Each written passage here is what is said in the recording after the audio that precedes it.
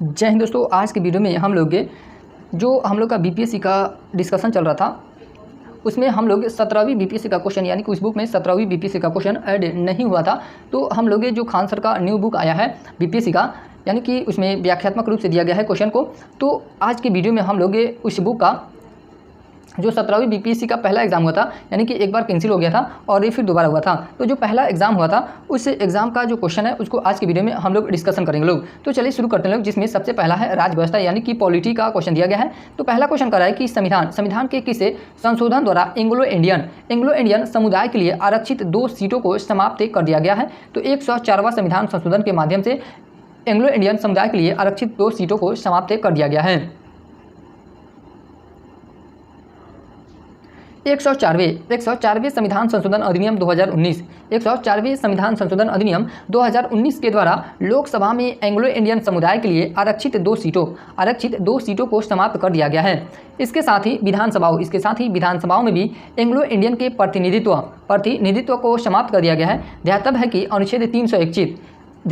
अनुच्छेद 331 द्वारा लोकसभा में तथा अनुच्छेद 333 द्वारा प्रत्येक राज्य विधानसभा में एंग्लो इंडियन के प्रतिनिधित्व का प्रावधान किया गया था। अनुच्छेद 331 के द्वारा लोकसभा में और अनुच्छेद 333 में राज्य विधानसभा में। ये जो अनुच्छेद है ये इंपॉर्टेंट हो जाता है, क्योंकि कभी कभी अनुच्छेद से भी क्वेश्चन पूछता है कि अनुच्छेद 331 में क्या दिया गया है और अनुच्छेद 333 में किसका वर्णन किया गया है, प्रावधान करता है। इसके अतिरिक्त 104वें संविधान संशोधन अधिनियम 2019 के द्वारा लोकसभा और राज्यों की विधानसभाओं में अनुसूचित जातियों एवं अनुसूचित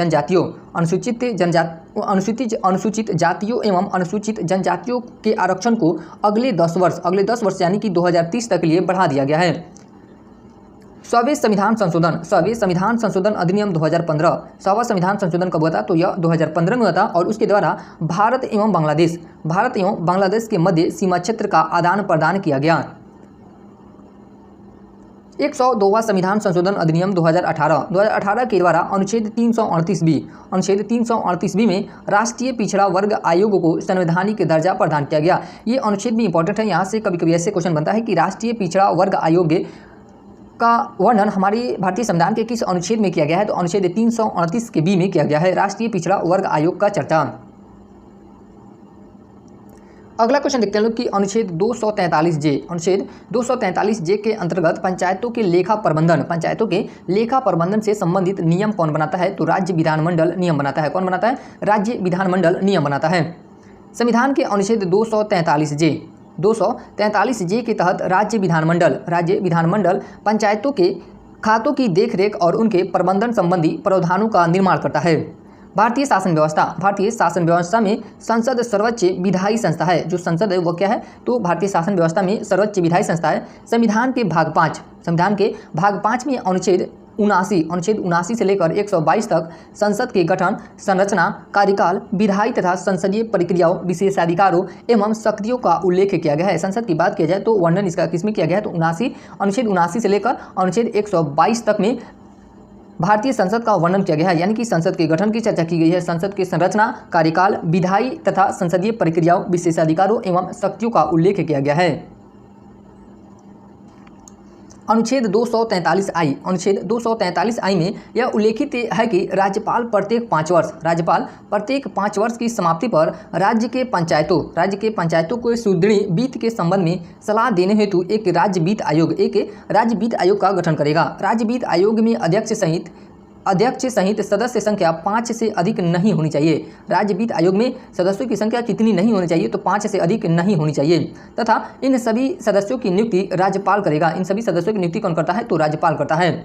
चूँकि राज्य वित्त आयोग एक अस्थायी संस्था है, जो राज्य वित्त आयोग संस्था है वह किस प्रकार की संस्था है? तो यह अस्थायी संस्था है और उसे एक निश्चित अवधि में अपना काम पूरा करना होता है, जिस कारण अध्यक्ष सहित इसके सभी सदस्य पूर्णकालिक के होने चाहिए। अगला क्वेश्चन है, तीसरा नंबर क्वेश्चन क्या कर रहा है कि 42वें संविधान संशोधन द्वारा कौन 2 शब्द प्रस्तावना में जोड़े गए थे? तो 42वां संविधान संशोधन के माध्यम से 3 शब्द जोड़े गए थे, लेकिन क्वेश्चन में 2 ही शब्द पूछा है। तो धर्मनिरपेक्ष और समाजवादी शब्द जोड़ा गया था। धर्मनिरपेक्ष और समाजवादी शब्द।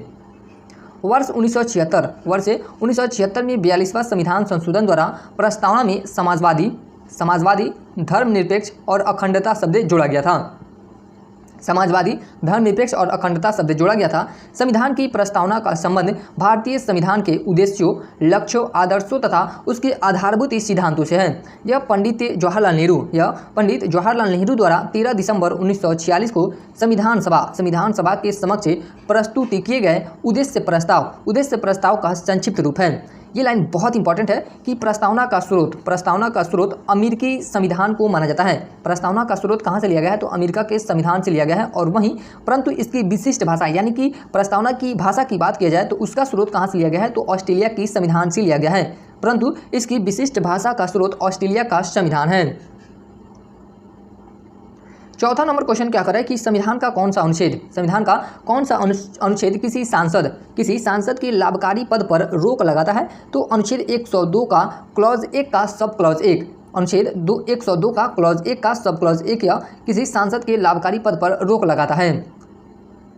संविधान के अनुच्छेद 102 का 1 के अनुसार कोई व्यक्ति संसद का सदस्य नहीं बन सकता है यदि वह भारत सरकार अथवा किसी राज्य सरकार के अधीन कोई लाभ का पद धारण करता है। यानी कि कोई भी व्यक्ति संसद का सदस्य नहीं बन सकता है अगर वह लाभ का पद धारण किया है। तो ध्यातव्य है कि राष्ट्रपति, उपराष्ट्रपति, राज्यपाल एवं संघ एवं राज्यों के मंत्री के पद को लाभ का पद नहीं माना जाता है। संविधान के अनुच्छेद 102 का 1 का बी में यह उल्लेखित है कि कोई व्यक्ति संसद का सदस्य नहीं बन सकता है यदि वह विकृत है और सक्षम न्यायालय द्वारा ऐसा घोषित किया गया है। यानी कि पागल या दिवालिया हो। संविधान के अनुच्छेद 102 का 1 का सी में यह उल्लेखित है कि कोई व्यक्ति संसद का सदस्य नहीं बन सकता है यदि वह अनुमोचित यानी कि दिवालिया हो, यानी कि वह दिवालिया घोषित हो तो वह संसद का सदस्य नहीं बन सकता है। संविधान के अनुच्छेद 102 का 1 का डी में यह उल्लेखित है कि कोई व्यक्ति संसद का सदस्य नहीं बन सकता है यदि वह भारत का नागरिक नहीं है तो भी संसद का सदस्य नहीं बन सकता है या उसने स्वेच्छा से किसी विदेशी राज्य की नागरिकता प्राप्त कर ली है या किसी विदेशी राज्य के प्रति निष्ठा या अनुपालकता की स्वीकृति के अधीन है। संविधान के अनुच्छेद 102 का 1 का ई में यह उल्लेखित है कि कोई व्यक्ति संसद का सदस्य नहीं बन सकता है यदि वह संसद द्वारा बनाए गए किसी कानून द्वारा या उसके अधीन निर्रहित कर दिया जाता है। पांचवा नंबर क्वेश्चन देखते हैं लोग कि संसद में कटौती प्रस्ताव का उद्देश्य क्या होता है? संसद में जो कटौती प्रस्ताव लाया जाता है उसका उद्देश्य क्या होता है? तो सरकार के बजट प्रस्ताव के खर्चों में कटौती का प्रस्ताव प्रस्तुत करना इसका उद्देश्य होता है।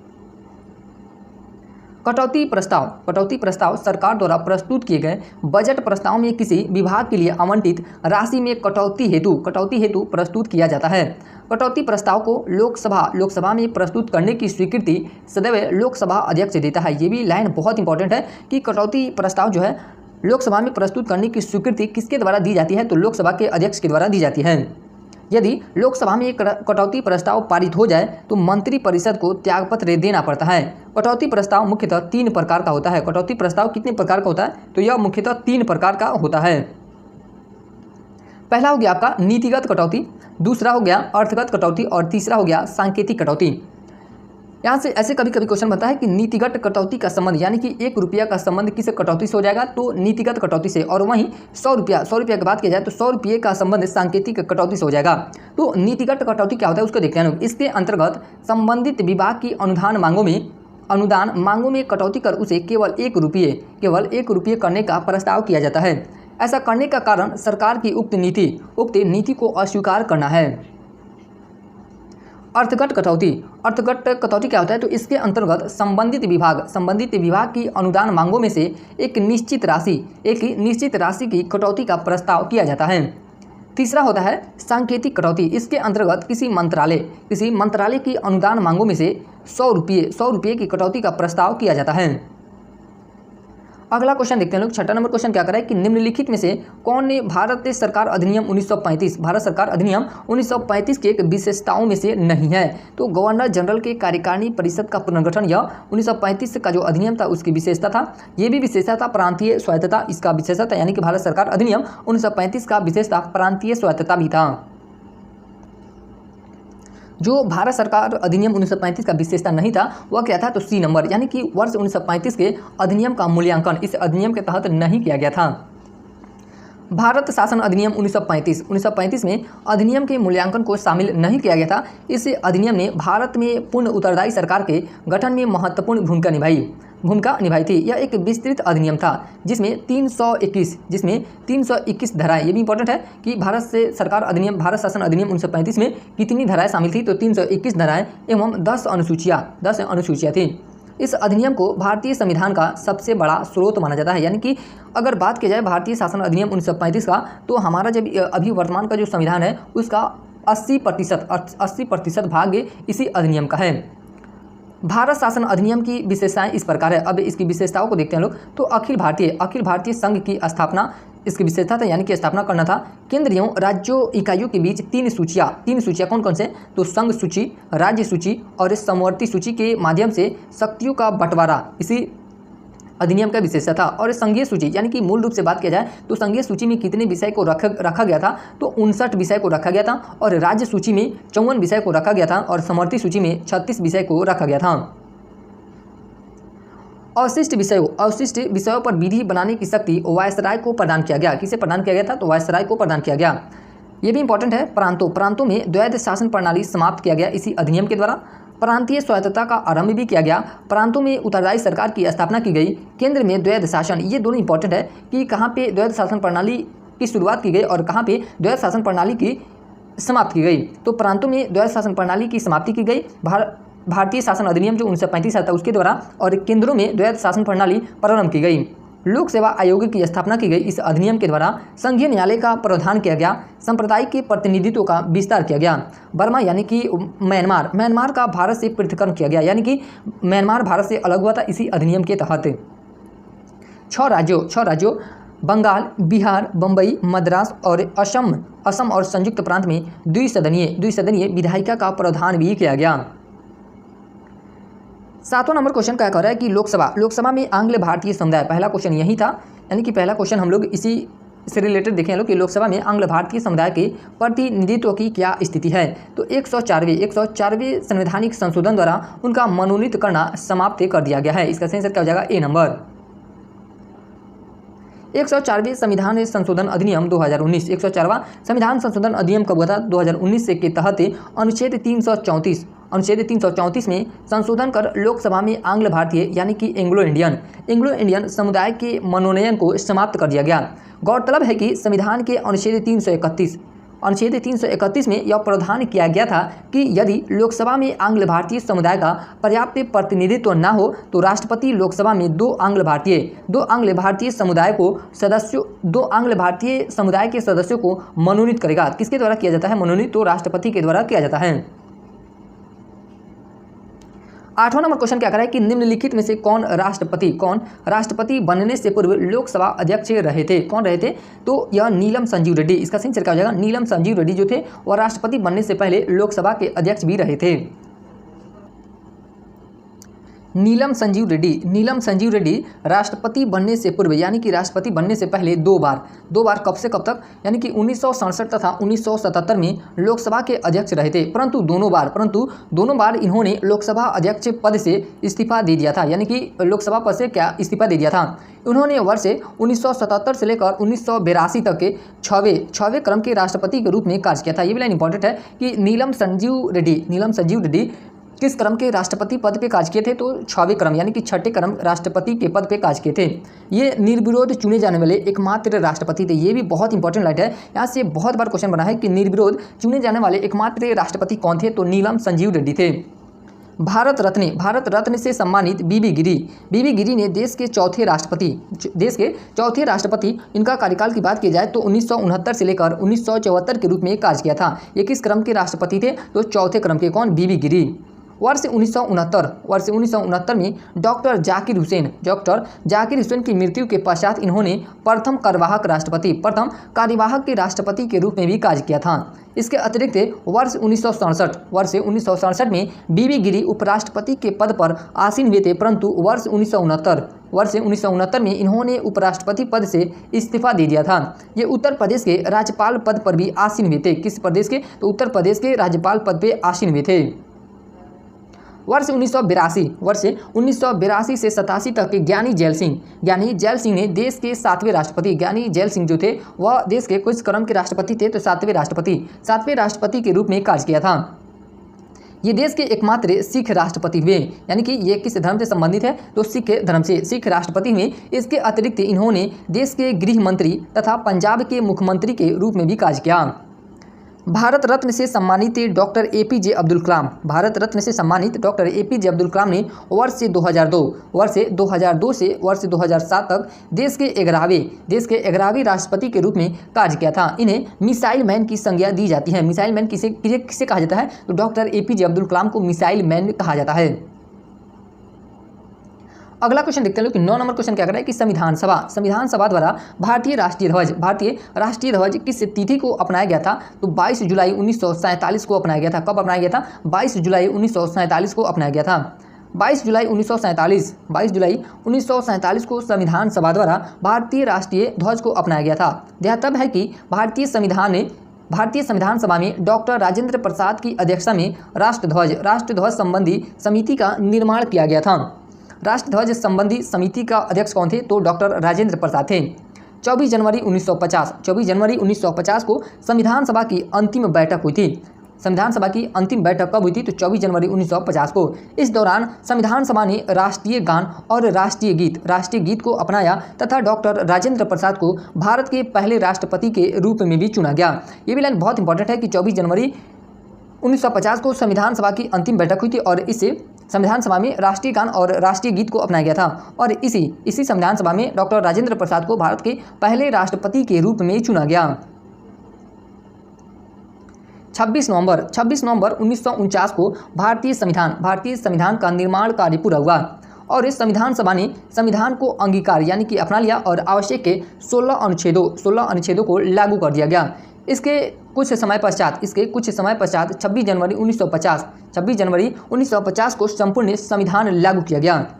10वां क्वेश्चन देखते हैं लोग कि मंत्री परिषद की संख्या को किस संवैधानिक संशोधन द्वारा लोकसभा सदस्यों की संख्या 15% तय किया गया था? तो किस संविधान संशोधन के माध्यम से लोकसभा सदस्यों की संख्या को 15% तय किया गया था? तो इसका सही आंसर क्या हो जाएगा? 91वां संविधान संशोधन के माध्यम से यह तय किया गया था। किस संविधान संशोधन के माध्यम से? तो 91वां संविधान संशोधन के माध्यम से। 91 संविधान संशोधन अधिनियम 2003 संविधान संशोधन अधिनियम 2003 के द्वारा यह प्रावधान किया गया कि मंत्री परिषद में कुल मंत्रियों की संख्या प्रधानमंत्री समेत लोकसभा के सदस्यों की कुल संख्या के 15% से अधिक नहीं होगी। इसमें प्रधानमंत्री को भी शामिल किया जाता है। इसके अतिरिक्त इसी संशोधन द्वारा राज्य मंत्रिपरिषद में भी अधिकतम मंत्रियों की संख्या को मुख्यमंत्री समेत विधानसभा के सदस्यों की कुल संख्या का 15% तय किया गया, यानी कि लोकसभा में भी 15% और विधानसभा में भी 15% किया गया। किंतु यह भी प्रावधान किया गया कि राज्यों में मंत्रियों की कुल संख्या 12 से कम नहीं होगी।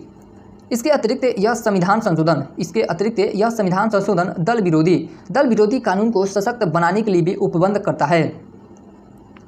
उसके बाद है 92 संविधान संशोधन को देखते हैं लोग। 92 संविधान संशोधन अधिनियम 2003 यह कब हुआ था? तो 2003 में हुआ था। इसके द्वारा संविधान की 8वीं अनुसूची में बोडो, डोगरी, मैथिली और संथाली भाषा को शामिल किया गया। किस संविधान संशोधन के माध्यम से बोडो, डोगरी, मैथिली और संथाली भाषा को शामिल किया गया था? तो 92 संविधान संशोधन के माध्यम से। 93 संविधान संशोधन अधिनियम 2006 में हुआ था। इसके द्वारा राज्यों को सामाजिक और शैक्षिक रूप से पिछड़े अनुसूचित जातियों, अनुसूचित जनजातियों और अन्य पिछड़ा वर्गों के बच्चों के लिए शैक्षणिक संस्थानों में आरक्षण देने हेतु विशेष उपबंध बनाने की शक्ति प्रदान की गई है। 95वां संविधान संशोधन अधिनियम 2009 द्वारा लोकसभा और राज्यों की विधानसभाओं में अनुसूचित जातियों, अनुसूचित जनजातियों तथा एंग्लो इंडियन के आरक्षण को अगले 10 वर्ष अर्थात 2020 तक बढ़ाया गया था। एंग्लो इंडियन के आरक्षण को 2020 तक इस संविधान संशोधन के माध्यम से बढ़ाया गया था। तो 95 संविधान संशोधन के माध्यम से बढ़ाया गया था। 11 नंबर क्वेश्चन कहते हैं क्या कर रहा है कि कितने समय में राज्यपाल किसी साधारण बिल को संबंधित राज्य विधानमंडल को पुनर्विचार हेतु लौटा सकता है। तो इसका सही सेट क्या हो जाएगा, कोई सीमा नहीं है। लेकिन अभी वर्तमान की बात किया जाए तो अभी तमिलनाडु में एक केस हुआ था इसी के खिलाफ, राज्यपाल के खिलाफ। तो अभी सुप्रीम कोर्ट के द्वारा इसका जो यानी कि जो साधारण बिल है उससे पुनर्विचार हेतु समय सीमा तय किया गया है। और समय सीमा कितना तय किया गया है, तो 3 महीना तय किया गया है। अभी इस बुक में यह अपडेट नहीं किया गया होगा क्योंकि अभी यह 2 या हाल ही में 1-2 महीना पिछले महीने का ही यह संशोधन है, यानी कि सुप्रीम कोर्ट के द्वारा यह किया गया है। राज्य विधानमंडल के दोनों सदनों द्वारा पारित किसी साधारण विधेयक को राज्यपाल के समक्ष स्वीकृति के लिए भेजा जाता है, परंतु राज्यपाल उसे विधेयक को संबंधित राज्य विधानमंडल को पुनर्विचार हेतु लौटा सकता है और इसके लिए कोई सीमा निर्धारित नहीं है। अभी इसे यानी कि इसमें थोड़ा सा डाउट है कि जब तक अभी उसका केस चल ही रहा है, यानी कि उसका वाद चल ही रहा है कि इसमें सीमा रहेगी या नहीं रहेगी। लेकिन अभी वर्तमान के हिसाब से हम लोग 3 महीना उसका समय सीमा मानकर चलते हैं। यदि राज्यपाल किसी साधारण विधेयक को पुनर्विचार के लिए भेजता है और दोबारा विधानमंडल के सदनों द्वारा इसे पारित कर दिया जाता है एवं पुनः राज्यपाल के पास स्वीकृति के लिए भेजा जाता है, तो राज्यपाल उसे मंजूरी देना अनिवार्य हो जाता है। अगला क्वेश्चन देखते हैं लोग। 12 नंबर क्वेश्चन क्या कर रहा है कि संविधान की 10वीं अनुसूची से संबंधित विषय को छोड़कर अन्य किसी आधार पर राज्य विधानसभा से अयोग्यता का निर्णय कौन करता है। तो इसका निर्णय राज्यपाल करता है। कौन करता है, राज्यपाल करता है। संविधान की 10वीं अनुसूची से संबंधित विषय को छोड़कर अन्य किसी आधार पर राज्य विधानसभा से अयोग्यता का निर्णय सदैव राज्यपाल करता है। कौन करता है, तो राज्यपाल करता है। जबकि 10वीं अनुसूची के तहत यदि निर्भरता का प्रश्न उठे तो विधानसभा का अध्यक्ष फैसला करता है। तब कौन फैसला करेगा, तो विधानसभा का अध्यक्ष फैसला करता है। वर्ष 1992 के किहोतो होल्हन में सुप्रीम कोर्ट ने अध्यक्ष के फैसले को न्यायिक समीक्षा के अधीन माना था। 73वें संविधान संशोधन अधिनियम 1992। 73वां संविधान संशोधन कब होता है, तो 1992 के द्वारा संविधान के अनुच्छेद 243 के में प्रत्येक राज्य के लिए राज्य चुनाव आयोग का प्रावधान किया गया, जिसका मुख्य कार्य पंचायतों की समस्त चुनावों की मतदान सूची तैयार कर सभी निकायों के चुनाव को संचालन कराना है। राज्य के न्यायिक प्रशासन में उच्च न्यायालय की स्थिति शीर्ष पर होती है। वर्तमान में देश में कुल उच्च न्यायालयों की संख्या, कुल हाई कोर्ट की संख्या कितनी है, तो 25 है। कुल हाई कोर्ट की संख्या कितनी है, तो 25 है। संविधान के अनुच्छेद 214 के तहत प्रत्येक राज्य के लिए एक उच्च न्यायालय की व्यवस्था की गई थी। परंतु 7वें संविधान संशोधन अधिनियम 1956 के तहत यह प्रावधान किया गया कि एक उच्च न्यायालय यानी कि एक हाई कोर्ट 2 या 2 से अधिक राज्यों एवं एक संघ राज्य क्षेत्र के लिए साझा या उच्च न्यायालय बन सकता है। यानी कि एक जो हाई कोर्ट है वह 2 राज्यों का या 2 अलग अलग केंद्र शासित प्रदेशों का सुनवाई कर सकता है। हम लोग का यानी कि पॉलिटी का सेक्शन समाप्त होता है। लगभग इस एग्जाम में यानी कि 17वीं बीपीएससी में लगभग 12 प्रश्न पॉलिटी से पूछे गए थे। अब हम लोग इतिहास को कवर करते हैं। लोग पहला क्वेश्चन क्या कर रहा है कि निम्नलिखित में से किस शासक ने हर्ष के समय असम पर शासन किया था। तो भास्कर वर्मन के द्वारा शासन किया गया था। किसके द्वारा असम पर शासन किया गया था, तो भास्कर वर्मन के द्वारा। हर्ष के समय असम पर वर्मन वंश के शासक भास्कर वर्मन का शासन था। प्राचीन काल में असम को कामरूप के नाम से जाना जाता था। हर्ष के समय भास्कर वर्मन ने अपने राजदूत हंसवेग के माध्यम से हर्ष के पास मित्रता का प्रस्ताव भेजा था। उसने हर्ष को अयोग नामक छत्र भेंट किया था। भास्कर वर्मन के निधानपुर शिलालेख में हर्ष को सैकड़ों राजाओं का विजेता और कर्ण सुवर्ण पर अधिकार करने वाला बताया गया है। सिंध पर अरबों के आक्रमण के समय दाहिर का शासन था। सिंध पर अरबों के आक्रमण के समय किसका शासन था, तो दाहिर का शासन था। दाहिर के समय लंका से आ रहे कुछ अरब जहाज़ों को देवल के समुद्री डाकुओं ने लूट लिया था। यह घटना सिंध पर अरबों के आक्रमण का तात्कालिक कारण बनी। इराक के गवर्नर हज्जाज ने दाहिर से लूट का हर्जाना मांगा, जिसे दाहिर ने अस्वीकार कर दिया। 20 जून 1712 को मोहम्मद बिन कासिम के नेतृत्व में अरब सेना ने रावर के युद्ध में दाहिर को हराकर मार डाला। अगला क्वेश्चन है 14 नंबर क्वेश्चन क्या कर रहा है कि मराठा शासकों की अष्टप्रधान प्रणाली के संदर्भ में निम्नलिखित का मिलान करें। तो सचिव का मिलान किया जाए तो यह पत्राचार हो जाएगा। पत्राचार प्रभारी होता था। और पेशवा कौन होता था? तो यह प्रधानमंत्री होता था। सामंत कौन होते थे? सामंत या सुमंत, किसी बुक में सुमंत भी दिया रहता है। तो सुमंत कौन होते थे? तो यह विदेश मंत्री होते थे। अमात्य वित्त मंत्री हो जाएंगे। तो इसका सही आंसर देखते हैं। सही आंसर क्या हो जाएगा? ए नंबर, यानी कि ए का 2, बी का 1 और सी का 4 और डी का 3 हो जाएगा।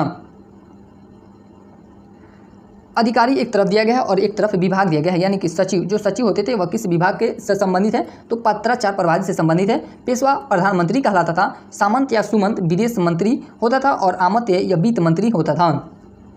शिवाजी का मंत्रिमंडल अष्टप्रधान कहलाता था। शिवाजी का जो मंत्रिमंडल था वह क्या कहलाता था? तो अष्टप्रधान कहलाता था। मंत्रिमंडल में पेशवा का पद सर्वाधिक महत्वपूर्ण था, जिसका कार्य राजा को परामर्श से देना मात्र था। शिवाजी के अष्टप्रधान इस प्रकार है। अब 8 मंत्रियों को देखते हैं लोग। पेशवा, जिसमें सबसे पहला है पेशवा। पेशवा कौन होता था? तो यह राजा का प्रधानमंत्री होता था। पेशवा राजा का प्रधानमंत्री होता था। इसका कार्य संपूर्ण राज्य के शासन की देखभाल करना होता था।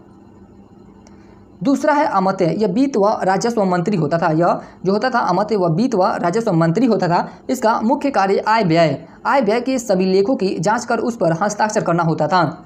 तीसरा है वाक्यानवीस, यह राजा की दैनिक गतिविधियों का विवरण रखता था। चौथा है सर-ए-नौबत, यह सेनापति होता था। यह भी इंपॉर्टेंट है कि सेनापति कौन होता था? तो सर-ए-नौबत, जिसका कार्य सेना की भर्ती, संगठन, रसद आदि का प्रबंध करना होता था। किसका काम? तो ये सर-ए-नौबत का। पंडित राव यह धार्मिक कार्यों को अनुदान की व्यवस्था देखता था। छठा है न्यायाधीश, यह न्याय विभाग का प्रधान होता था। इसके न्याय क्षेत्र में राज्य के समस्त दीवानी व फौजदारी मामले आते थे।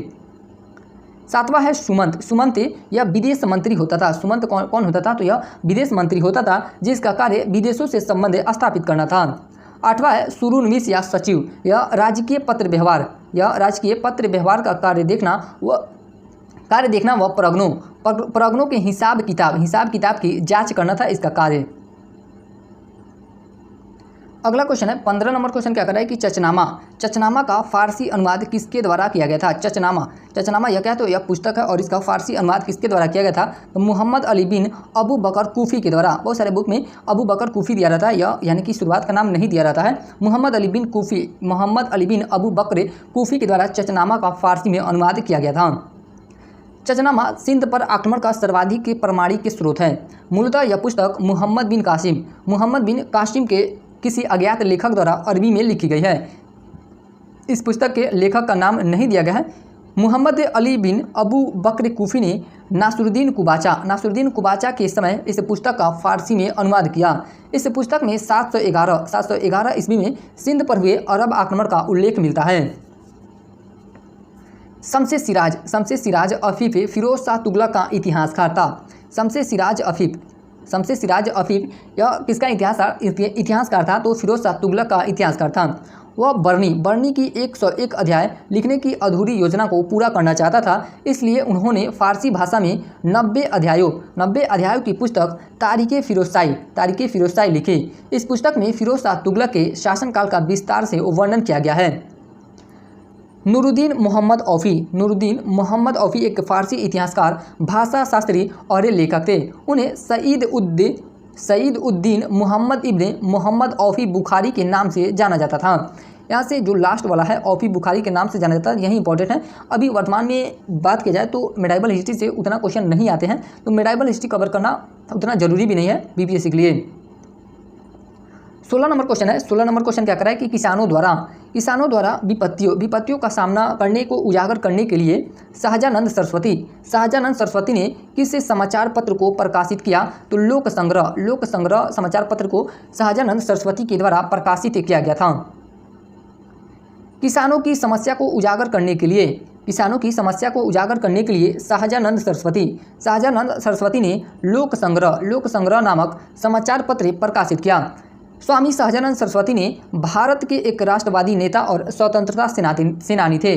वे भारत के किसान आंदोलन के जनक थे। उन्होंने हुंकार, जनता, विशाल भारतवर्ष और कल्याण के ईश्वरांक और योगांक जैसे समाचार पत्र यानी कि स्वामी सहजानंद सरस्वती ने हुंकार, जनता, विशाल भारत और कल्याण के ईश्वरांक और योगांक जैसे समाचार पत्र भी प्रकाशित किए।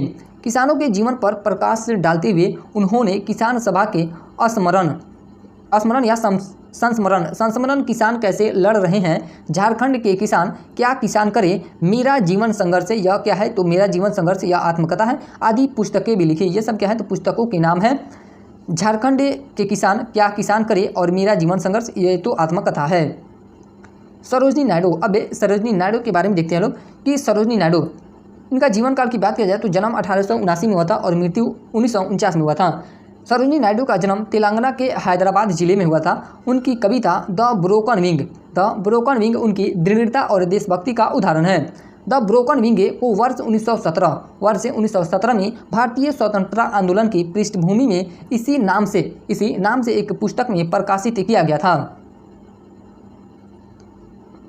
अगला क्वेश्चन देखते हैं लोग 17 नंबर क्वेश्चन क्या कर रहा है कि फराजी आंदोलन के संस्थापक कौन थे तो हाजी सरैतुल्लाह थे। फराजी आंदोलन के संस्थापक कौन थे? हाजी सरैतुल्लाह थे। फराजी आंदोलन के संस्थापक हाजी सरैतुल्लाह थे। कौन थे? हाजी सरैतुल्लाह थे। वे बंगाल के फरीदपुर के एक इस्लामी विद्वान थे। हाजी सरैतुल्लाह ने 1818 ईस्वी में इस आंदोलन की शुरुआत की थी। यानी कि फराजी आंदोलन की शुरुआत कब से की गई थी तो 1818 ईस्वी से।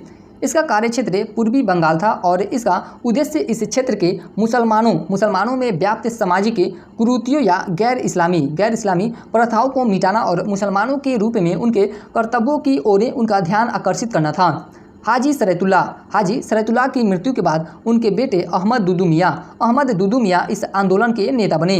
अहमद दुदू मियाँ किसके बेटा थे तो हाजी सरैतुल्लाह के बेटा थे।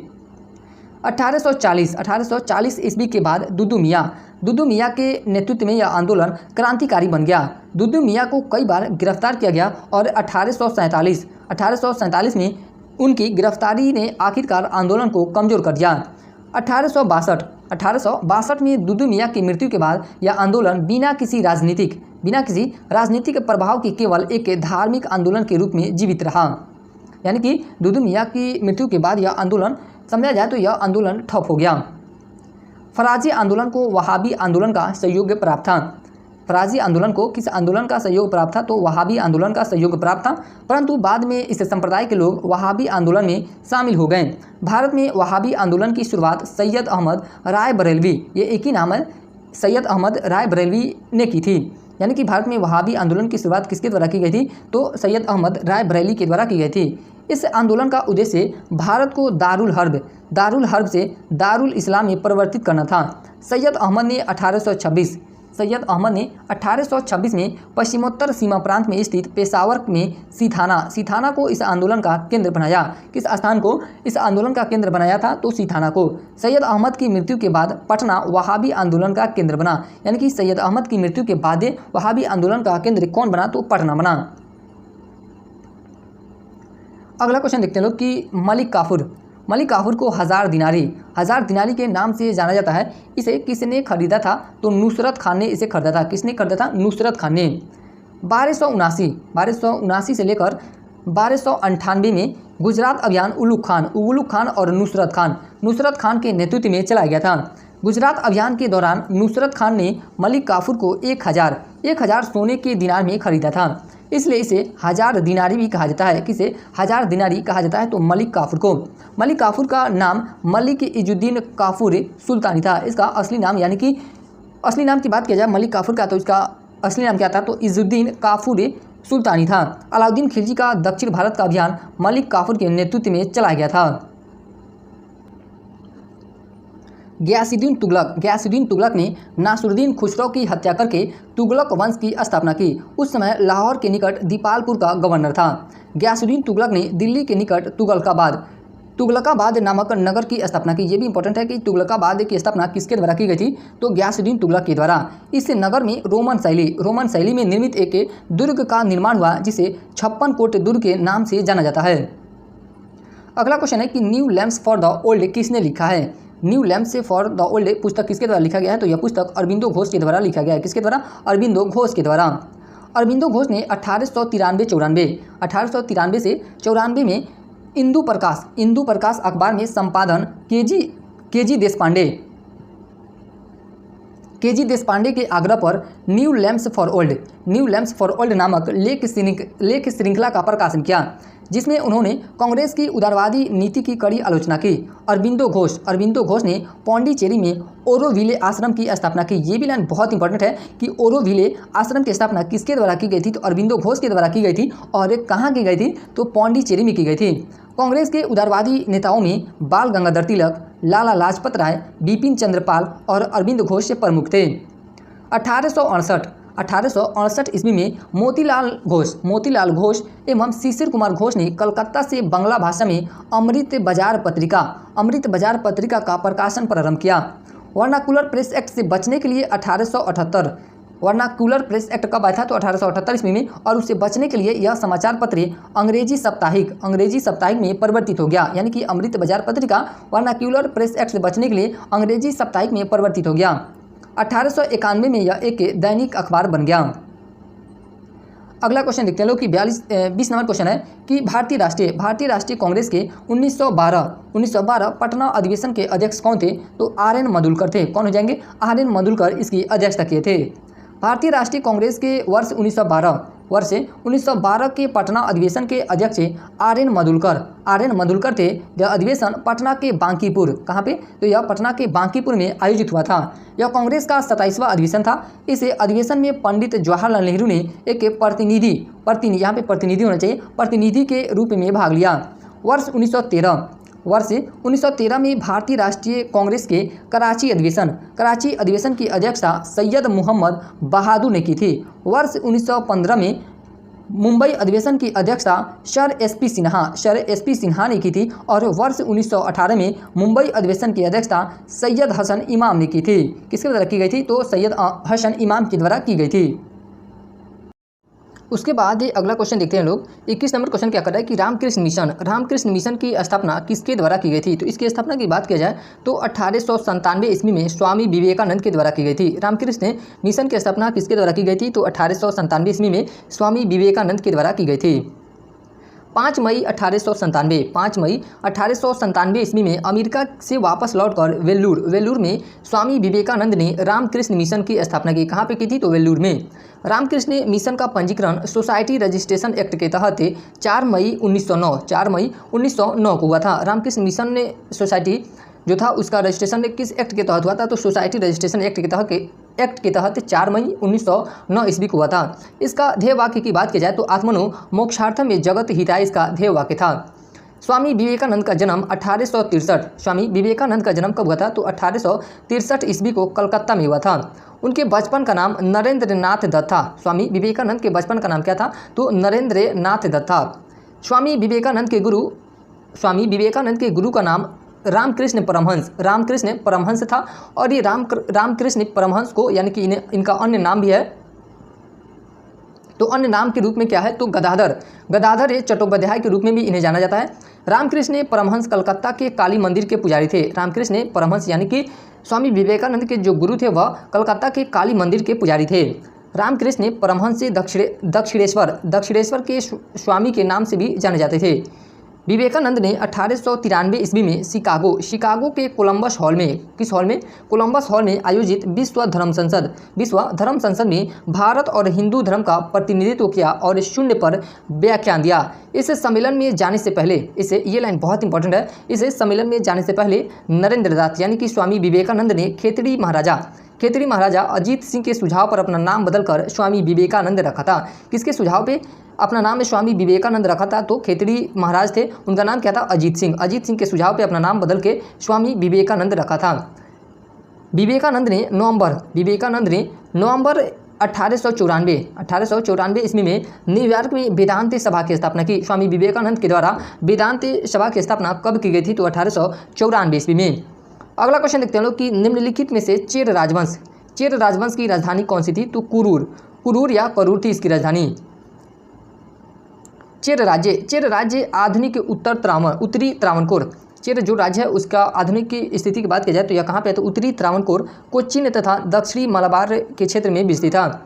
उनकी राजधानी यानी कि चेर राज्य की राजधानी वज्जी या करूर थी। क्या थी, वज्जी या करूर थी। तथा महत्वपूर्ण बंदरगाह चेर राज्य का महत्वपूर्ण बंदरगाह कौन कौन सा था? तो मुशरिज था, मुशिरी और टोंडी थे, ये सब क्या थे? तो चेर राज्य के बंदरगाह थे। चेरों का प्रतीक चिन्ह धनुष बाण था, इनका प्रतीक चिन्ह क्या था? तो धनुष बाण था। मुशरिज भारत रोमन व्यापार का प्रमुख केंद्र था, यानी कि जो मुशरिज बंदरगाह था वह वहाँ पे कहाँ से व्यापार किया जाता था? तो भारत और रोमन व्यापार का प्रमुख केंद्र था। चेरों को केरल पुत्र भी कहा जाता है, ये भी लाइन बहुत इंपॉर्टेंट है कि किस राज्य को केरल पुत्र कहा जाता है? तो चेर राज्य को। चोल राज्य पूर्वी तमिल, अब चोल राज्य के बारे में देखते हैं लोग। तो चोल राज्य पूर्वी तमिलनाडु में पेन्नार तथा दक्षिणी वेल्लार नदियों के मध्य स्थित था। उनकी प्रारंभिक राजधानी उत्तरी मनलूर थी। इनकी प्रारंभिक यानी कि चोल राज्य की प्रारंभिक राजधानी कहाँ थी? तो उत्तरी मनलूर थी, परंतु बाद में उदयपुर तथा तंजावुर इसकी राजधानियाँ बनी, यानी कि उदयपुर भी चोल राज्य की राजधानी रही थी और तंजावुर भी चोल राज्य की राजधानी रही थी। इनका प्रतीक चिन्ह भी बहुत सारे एग्जाम में पूछता है। तो इनका प्रतीक चिन्ह की बात की जाए तो इनका प्रतीक चिन्ह बाघ था। उदयपुर कपास से व्यापार का प्रसिद्ध केंद्र था, ये भी लाइन बहुत इंपॉर्टेंट है कि उदयपुर किस लिए प्रसिद्ध था? तो यह कपास व्यापार का प्रसिद्ध केंद्र था। चोलों के पास एक कुशल नौसेना थी। अब देखते हैं लोग पांड्य राज्य के बारे में। पांड्य राज्य कावेरी नदी के दक्षिण में स्थित था। किस नदी के दक्षिण में स्थित था? तो यह कावेरी नदी के दक्षिण में स्थित था। पांड्यों की प्रारंभिक राजधानी कोरकई थी। कहाँ पे थी? कोरकई थी। इन्होंने बाद में मदुरई को अपनी राजधानी बनाया, जो मोतियों के लिए प्रसिद्ध था। जो मदुरई था वह किस लिए प्रसिद्ध था? तो यह मोतियों के लिए प्रसिद्ध था। पांड्य राज्य का प्रतीक चिन्ह मछली था। पांड्य राज्य का प्रतीक चिन्ह क्या था? तो मछली था। पांड्य राज्य का सर्वप्रथम उल्लेख पाणिनि की अष्टाध्यायी में मिलती है। ये भी लाइन इंपॉर्टेंट है कि जो पांड्य राज्य है उसका सर्वप्रथम उल्लेख किस पुस्तक में मिलता है? तो पाणिनि की पुस्तक है अष्टाध्यायी, इसी में पांड्य राज्य का सर्वप्रथम उल्लेख मिलता है। उसके बाद ये अगला क्वेश्चन है 23 नंबर। ये भी बहुत इंपॉर्टेंट क्वेश्चन है और यह 17वीं बीपीएससी में पूछा हुआ क्वेश्चन है, यानी कि 17वीं बीपीएससी से डिस्कशन ही कर रहे हैं, लेकिन इसमें बहुत टीचर लोग को कन्फ्यूजन हो गया था 1911 या 12 में। तो चलिए देखते हैं लोग। अंग्रेजों ने राजधानी को दिल्ली कब स्थानांतरित किया? यानी कि कलकत्ता से दिल्ली कब स्थानांतरित की गई राजधानी? तो 1912 में। स्थानांतरित की बात करें तो 1912 हो जाएगा और घोषणा की बात की जाए तो 1911 हो जाएगा। वायसराय लॉर्ड हार्डिंग ने वर्ष 1911 में भारत आगमन इंग्लैंड के सम्राट जॉर्ज पंचम महारानी मैरी के स्वागत के लिए दिल्ली में एक भव्य दरबार का आयोजन किया। दिल्ली दरबार में 12 दिसंबर 1911 को सम्राट ने बंगाल विभाजन रद्द करने तथा भारत की राजधानी कलकत्ता से दिल्ली स्थानांतरित करने की घोषणा की। घोषणा की बात किया जाए तो 1911 होगा और स्थानांतरित की बात किया जाए तो 1912 हो जाएगा, जिसके परिणाम स्वरूप 1 अप्रैल 1912 को कलकत्ता के स्थान पर दिल्ली को भारत की राजधानी बनाया गया। बंगाल विभाजन रद्द करने के बाद बिहार व उड़ीसा को बंगाल से अलग कर दिया गया। अगला क्वेश्चन है 24 नंबर क्वेश्चन क्या कर रहा है कि करो या मरो का नारा किसने और कब दिया? करो या मरो का नारा तो सबको पता रहता है कि महात्मा गांधी जी के द्वारा दिया गया था, लेकिन कब दिया गया था ये बहुत किसी को या नहीं पता होता है या कन्फ्यूजन हो जाता है। तो इसका आंसर क्या हो जाएगा? गांधी जी ने भारत छोड़ो आंदोलन के दौरान करो या मरो का नारा दिया था। भारत छोड़ो आंदोलन के समय गांधी जी ने करो या मरो, डू और डाई का नारा दिया। 14 जुलाई 1942 को वार्धा में आयोजित कांग्रेस की कार्यकारिणी समिति ने भारत छोड़ो आंदोलन का प्रस्ताव पारित किया। भारत छोड़ो आंदोलन का प्रस्ताव किस समिति के द्वारा प्रस्ताव पारित किया गया था? तो कार्यकारिणी समिति के द्वारा। 8 अगस्त 1942 को मौलाना आज़ाद की अध्यक्षता में अखिल भारतीय कांग्रेस कमेटी की बैठक में बम्बई के ग्वालियर टैंक मैदान में भारत छोड़ो आंदोलन के प्रस्ताव को मंजूरी मिली। भारत छोड़ो आंदोलन को अगस्त क्रांति के नाम से भी जाना जाता है। ये भी लाइन बहुत इंपॉर्टेंट है कि अगस्त क्रांति को किससे, यानी कि अगस्त क्रांति को किससे आंदोलन को अगस्त क्रांति के नाम से जाना जाता है? तो भारत छोड़ो आंदोलन को। अरुणा आशा फली ने 8 अगस्त 1942 को ग्वालियर टैंक मैदान अरुणा आशा फली ने 8 अगस्त 1942 को ग्वालियर टैंक मैदान में तिरंगा फहराकर आंदोलन को गति दी। उषा मेहता के बारे में देखते हैं लोग। उषा मेहता ने बंबई में भूमिगत रेडियो की स्थापना की और अपने साथियों के साथ कांग्रेस रेडियो का प्रसारण किया।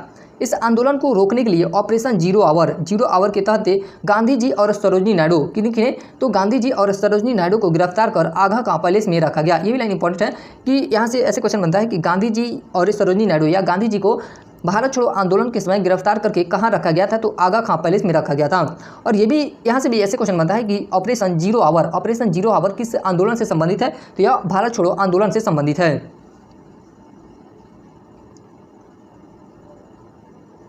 उसके बाद ये 25 नंबर क्वेश्चन देखते हैं लोग कि आजीविका या आजीवक संप्रदाय के बारे में निम्नलिखित पर विचार करें। और यहाँ से क्या पूछ रहा है, इनमें से कौन सही है। तो सबसे पहला कह रहा है कि मखली पुत्र गोशाल इसके महत्वपूर्ण नेता थे, यानी कि आजीवक संप्रदाय की स्थापना भी इन्हीं के द्वारा की गई थी, मखली गोशाल के द्वारा की गई थी। दर्शन का केंद्रीय विचार नियति था, जो कि भाग है। ये भी सत्य है कि दर्शन का जो यानी कि आजीवक संप्रदाय का जो दर्शन था उनका केंद्रीय विचार नियति था, जो कि भाग है। तीसरा क्या करें कि जाति और वर्ग के आधार पर भेदभाव किया जाता था, जाति और वर्ग के आधार पर भेदभाव नहीं किया जाता था, ये गलत हो जाएगा। और ये अगला कर है कि आजीविकों की बैठकों के लिए नियमित सभाएं होती थी, ये भी कथन सत्य है। तो इसका सही आंसर की बात किया जाए तो क्या हो जाएगा, A-B-D सही है। क्या हो जाएगा, A-B-D सही है।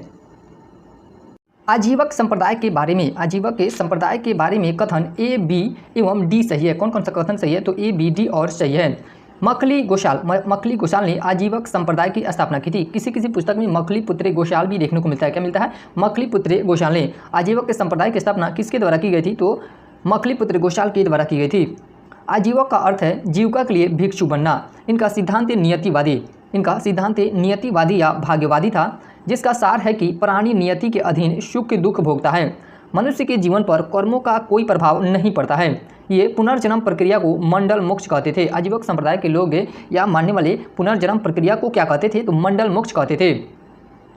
आजीवक संप्रदाय का मुख्य केंद्र श्रावस्ती में हला नामक एक कुम्हारिन का घर था। आजीवकों की बैठकों के लिए नियमित सभाएं होती थी। आजीवक संप्रदाय में जाति और वर्ग के आधार पर भेदभाव नहीं किया जाता था, जिस कारण कथन सी सही नहीं है। कथन सी क्यों सही नहीं है, क्योंकि आजीवक संप्रदाय में जाति और वर्ग के आधार पर भेदभाव नहीं किया जाता था। आजीवक अशोक वृक्ष की पूजा करते थे। किस वृक्ष की पूजा करते थे, तो अशोक वृक्ष की पूजा करते थे। आजीवक हथेली पर भोजन करने के कारण हताप लेखनियों दंड धारण करने के कारण एक दंडिन कहलाएं। अगला क्वेश्चन है 26 नंबर क्वेश्चन का है कि सूची 1 को सूची 2 से सुमेलित करके सही उत्तर का चयन कीजिए। एक तरफ संगठन का नाम दिया गया है और दूसरी तरफ है मुख्यालय दिया गया है। तो पहला है स्वदेशी सेवक होम का मुख्यालय वैंकूवर में था। कहाँ पे था, वैंकूवर में था। यूनाइटेड इंडिया हाउस का मुख्यालय सिएटल में था। युगांतर आश्रम का मुख्यालय सैन फ्रांसिस्को में था। आईएनए या आज़ाद हिंद फौज का मुख्यालय रंगून में था। तो इस प्रकार इसका उत्तर क्या हो जाएगा, डी नंबर इसका उत्तर हो जाएगा। दिए गए प्रश्न के अनुसार सही सुमेलित इस प्रकार है, यानी कि स्वदेशी सेवक होम का मुख्यालय वैंकूवर में, यूनाइटेड इंडिया हाउस का मुख्यालय सिएटल में, युगांतर आश्रम का मुख्यालय सैन फ्रांसिस्को में और आईएनए या आज़ाद हिंद फौज का मुख्यालय रंगून में हो जाएगा। जिसमें सबसे पहला हम लोग देखते हैं लोग स्वदेशी सेवक होम। जी.डी.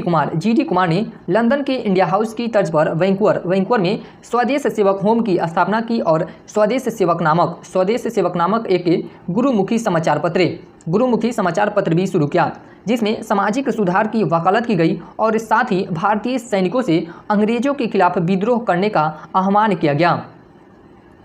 दूसरा संस्था है कि यूनाइटेड इंडिया हाउस सिएटल में स्थित है। इसकी स्थापना वर्ष 1910 इसकी स्थापना कब की गई थी, तो वर्ष 1910 में जी.डी. कुमार और तारकनाथ दास के द्वारा की गई थी यूनाइटेड इंडिया हाउस की स्थापना।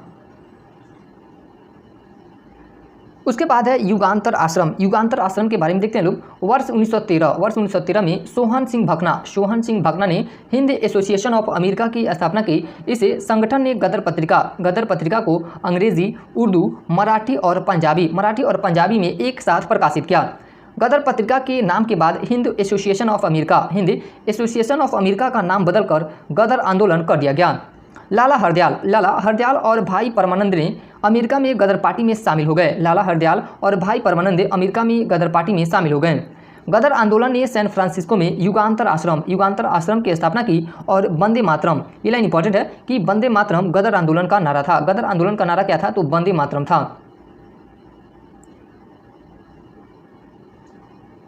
उसके बाद है आईएनए के बारे में देखते हैं लोग। आज़ाद हिंद फौज 7 जुलाई वर्ष 1941 को बैंकॉक सम्मेलन में सुभाष चंद्र बोस को आज़ाद हिंद फौज का नेतृत्व सौंपा गया। 21 अक्टूबर 1943 को सुभाष चंद्र बोस ने सिंगापुर में स्वतंत्र भारत की अस्थायी सरकार की स्थापना की। सुभाष चंद्र बोस ने रंगून में अस्थायी सरकार का मुख्यालय स्थापित किया। सुभाष चंद्र बोस ने कहाँ पे अस्थायी सरकार का मुख्यालय स्थापित किया, तो रंगून में। जर्मनी और जापान ने अस्थायी सरकार का समर्थन किया। कौन कौन से देश ने इस अस्थायी सरकार का समर्थन किया था, तो जर्मनी और जापान के द्वारा समर्थन दिया गया था। महिलाओं के लिए रानी झांसी रेजिमेंट की स्थापना की गई। अगला क्वेश्चन है 27 नंबर क्वेश्चन देखते हैं लोग कि मुस्लिम लीग ने प्रत्यक्ष कार्रवाई दिवस से कब मनाया? तो प्रत्यक्ष कार्रवाई दिवस मुस्लिम लीग के द्वारा 16 अगस्त 1946 को मनाया गया था। कब मनाया गया था? 16 अगस्त 1946 को मनाया गया था।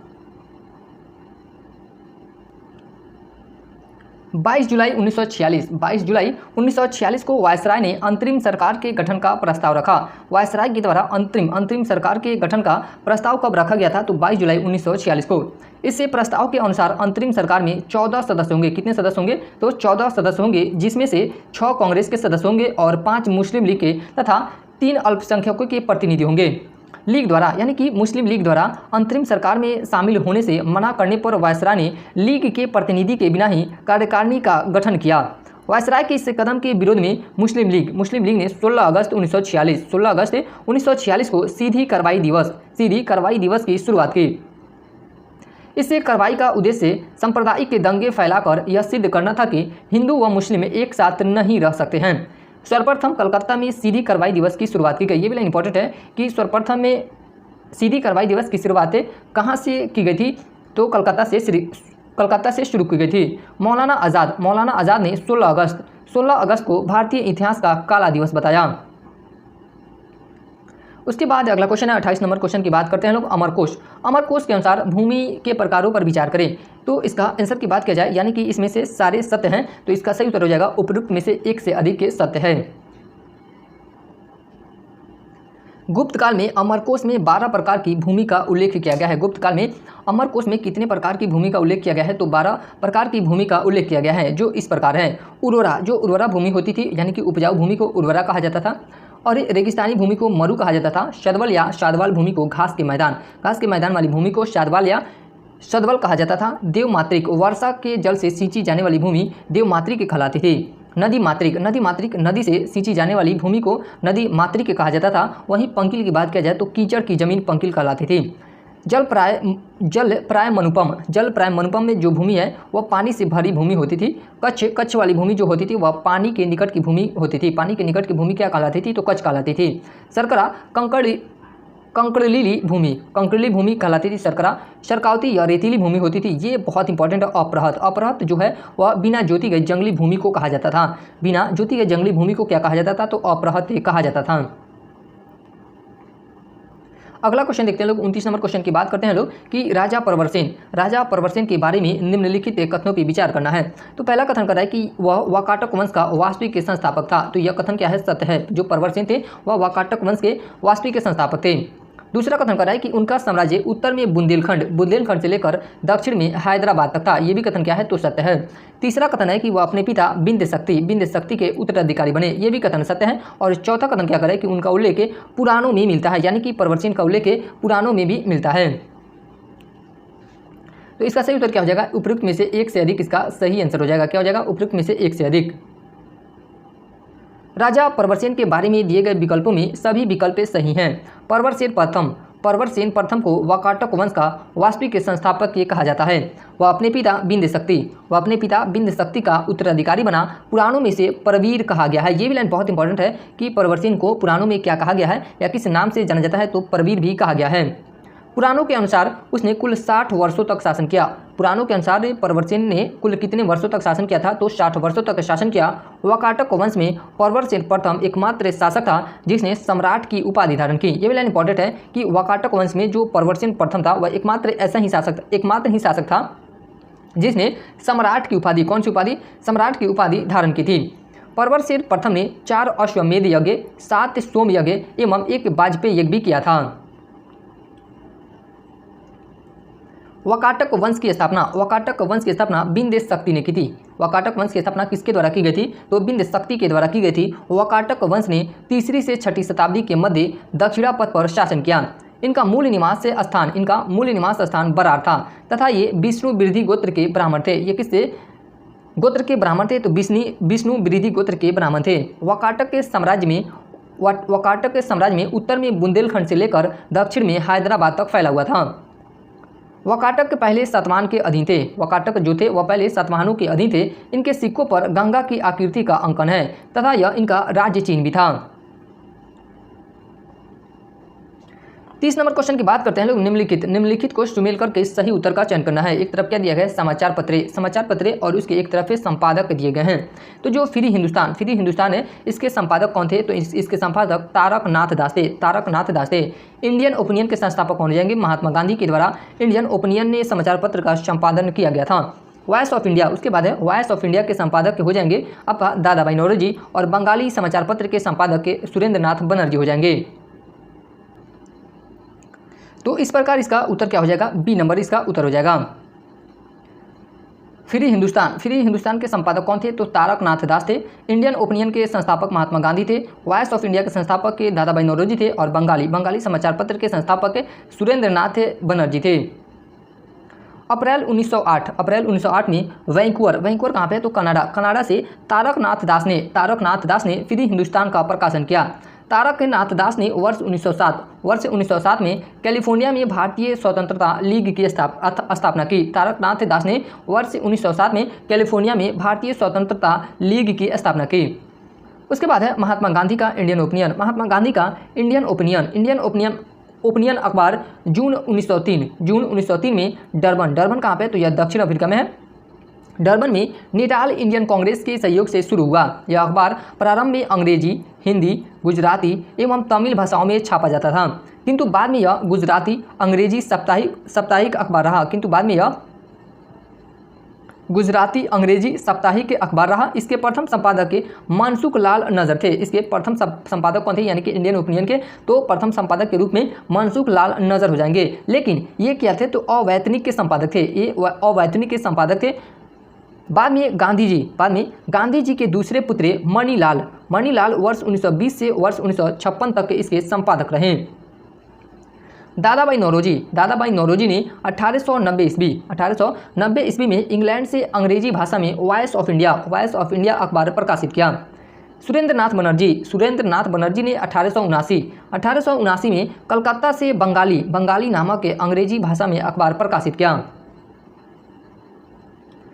उसके बाद अगला क्वेश्चन है 31 नंबर क्वेश्चन देखते हैं लोग कि एक तरफ राजनीतिक संगठन दिया गया और उसके संस्थापक दिए गए हैं। तो पहला संगठन का नाम क्या है, खाकसार के संस्थापक कौन थे, तो इसके संस्थापक इनायतुल्लाह मशरिकी हो जाएंगे। कौन हो जाएंगे, इनायतुल्लाह मशरिकी हो जाएंगे। सोशलिस्ट पार्टी के संस्थापक कौन हो जाएंगे, तो जयप्रकाश नारायण और वहीं इंडिपेंडेंट लेबर पार्टी के संस्थापक डॉक्टर भीमराव अम्बेडकर थे। फॉरवर्ड ब्लॉक की संस्थापना किसके द्वारा की गई थी, तो सुभाष चंद्र बोस के द्वारा की गई थी। फॉरवर्ड ब्लॉक के संस्थापक कौन थे, तो सुभाष चंद्र बोस थे।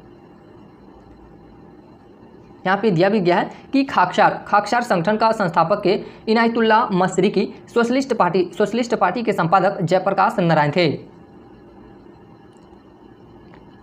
इंडिपेंडेंट लेबर पार्टी के संस्थापक डॉक्टर भीमराव अम्बेडकर थे।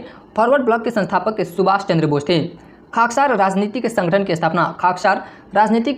स्थापना वर्ष 1931 में इनायतुल्लाह खान मशरिकी ने भारत को ब्रिटिश साम्राज्य के शासन से मुक्त कराने के उद्देश्य से की थी। खाकसार आंदोलन की सदस्यता सभी के लिए खुली थी और किसी भी व्यक्ति के धर्म, नस्ल और जाति या सामाजिक स्थिति की परवाह किए बिना कोई सदस्यता शुल्क नहीं था।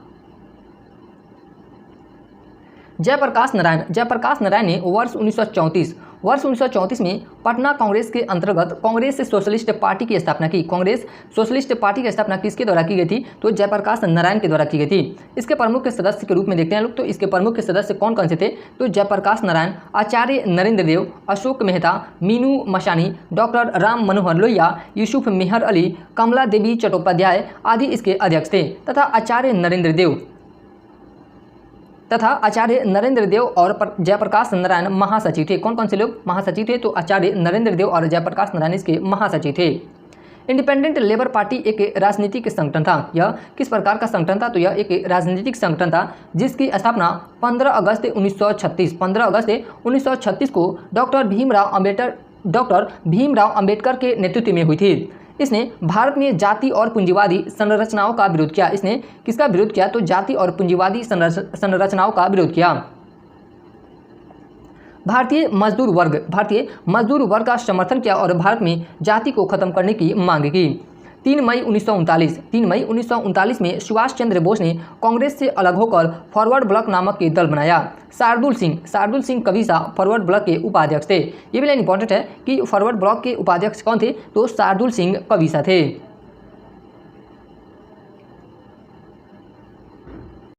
अगला क्वेश्चन 32 नंबर क्या कर रहा है, 32 नंबर क्वेश्चन देखते हैं लोग कि निम्नलिखित में से किस महान शासक ने प्राचीन बिहार में हर्यक वंश की स्थापना की। तो हर्यक वंश की स्थापना बिंबिसार के द्वारा की गई थी। किसके द्वारा की गई थी? बिंबिसार के द्वारा की गई थी। प्राचीन बिहार में हर्यक वंश की स्थापना बिंबिसार ने की थी। किसने की थी? तो बिंबिसार ने की थी। बौद्ध धर्म ग्रंथों के अनुसार मगध का पहला राजवंश हर्यक वंश था। किससे? धर्म ग्रंथ के अनुसार, तो बौद्ध धर्म ग्रंथों के अनुसार मगध का पहला राजवंश हर्यक वंश था। हर्यक वंश के लोग नाग वंश की उपशाखा थे। हर्यक वंश को पितृहंता वंश कहा जाता है। हर्यक वंश को क्या कहा जाता है? तो पितृहंता वंश से कहा जाता है। क्यों कहा जाता है? क्योंकि इसमें जो भी राजा हुए हैं, यानी कि हर्यक वंश से जो था, इसका पुत्र अजातशत्रु था और अजातशत्रु ने इसका हत्या करके राजा बना था, इसलिए इसे पितृहंता वंश कहा जाता है। उसके बाद अजातशत्रु का जो पुत्र हुआ था, उस अजातशत्रु को ही मार दिया था। बिंबिसार को मगध का वास्तविक संस्थापक माना जाता है। मगध का वास्तविक संस्थापक किसे माना जाता है? तो बिंबिसार को माना जाता है। बिंबिसार को मत्स्य पुराण में क्षेत्रोंजन से मिलता है। बिंबिसार ने अंग के शासक के ब्रह्मदत्त को हराकर अंग पर विजय प्राप्त की तथा अपने पुत्र अजातशत्रु को वहां का शासक बनाया। पुराणों के अनुसार मगध पर शासन करने वाला पहला राजवंश बृहद्रथ वंश था। इसके संस्थापक बृहद्रथ थे। उनके पुत्र जरासंध ने गिरिव्रज को मगध की पहली राजधानी बनाया। अजातशत्रु का एक नाम कुणिक भी है, यानी कि अजातशत्रु का अन्य नाम के रूप में देखा जाए तो इसका एक और नाम क्या है? तो कुणिक है। अजातशत्रु के शासनकाल के 8वें वर्ष में बुद्ध ने महापरिनिर्वाण प्राप्त किया और उसके बाद राजगिरी में सप्तपर्णी गुफा में पहली बौद्ध संगीति का आयोजन किया गया। अगला क्वेश्चन है 33 नंबर क्वेश्चन देखते हैं लोग कि भारतीय मुद्रा पर वर्ष 1913 में नियुक्त रॉयल कमीशन का अध्यक्ष कौन था? तो इससे कमीशन के अध्यक्ष सर ऑस्टिन चैम्बरलेन थे। कौन थे? सर ऑस्टिन चैम्बरलेन थे। भारतीय मुद्रा और वित्त पर रॉयल आयोग, जिसे चैम्बरलेन आयोग के नाम से भी जाना जाता है, को वर्ष 1913 में भारतीय मौद्रिक प्रणाली की जांच करने और उसके बारे में सिफारिशें करने के लिए नियुक्त किया गया था। इसका नेतृत्व ऑस्टिन चैम्बरलेन ने किया था, जो एक प्रमुख ब्रिटिश राजनेता थे, जिन्होंने पहले भारत के राज्य सचिव के रूप में कार्य किया था। यानी कि पहले भारत के राज्य सचिव का नाम पूछा जाए तो कौन हो जाएंगे? ऑस्टिन चैम्बरलेन हो जाएंगे। आयोग ने भारत की मौद्रिक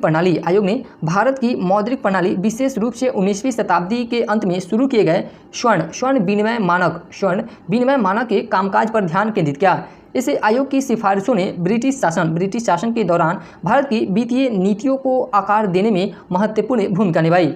आयोग ने वित्तीय वर्ष की शुरुआत 1 अप्रैल से बदलकर 1 जनवरी या 1 नवंबर करने का सुझाव दिया। अगला क्वेश्चन है 34 नंबर क्वेश्चन देखते हैं लोग कि राजनीतिक के रणनीति संघर्ष विराम संघर्ष अथवा STS किस आंदोलन के नारे से प्रख्यात हुई है? तो यह जो संघर्ष विराम में संघर्ष है, यह जो आंदोलन है कहाँ से प्राप्त हुई? यह नारा कहाँ से प्राप्त हुई? तो सैन्य अज्ञा आंदोलन से प्राप्त हुई थी, लेकिन यह ऑप्शन में नहीं दिया गया, यानी कि चारों ऑप्शनों में नहीं दिया गया इसका आंसर, तो इससे क्वेश्चन को आयोग द्वारा डिलीट कर दिया गया था।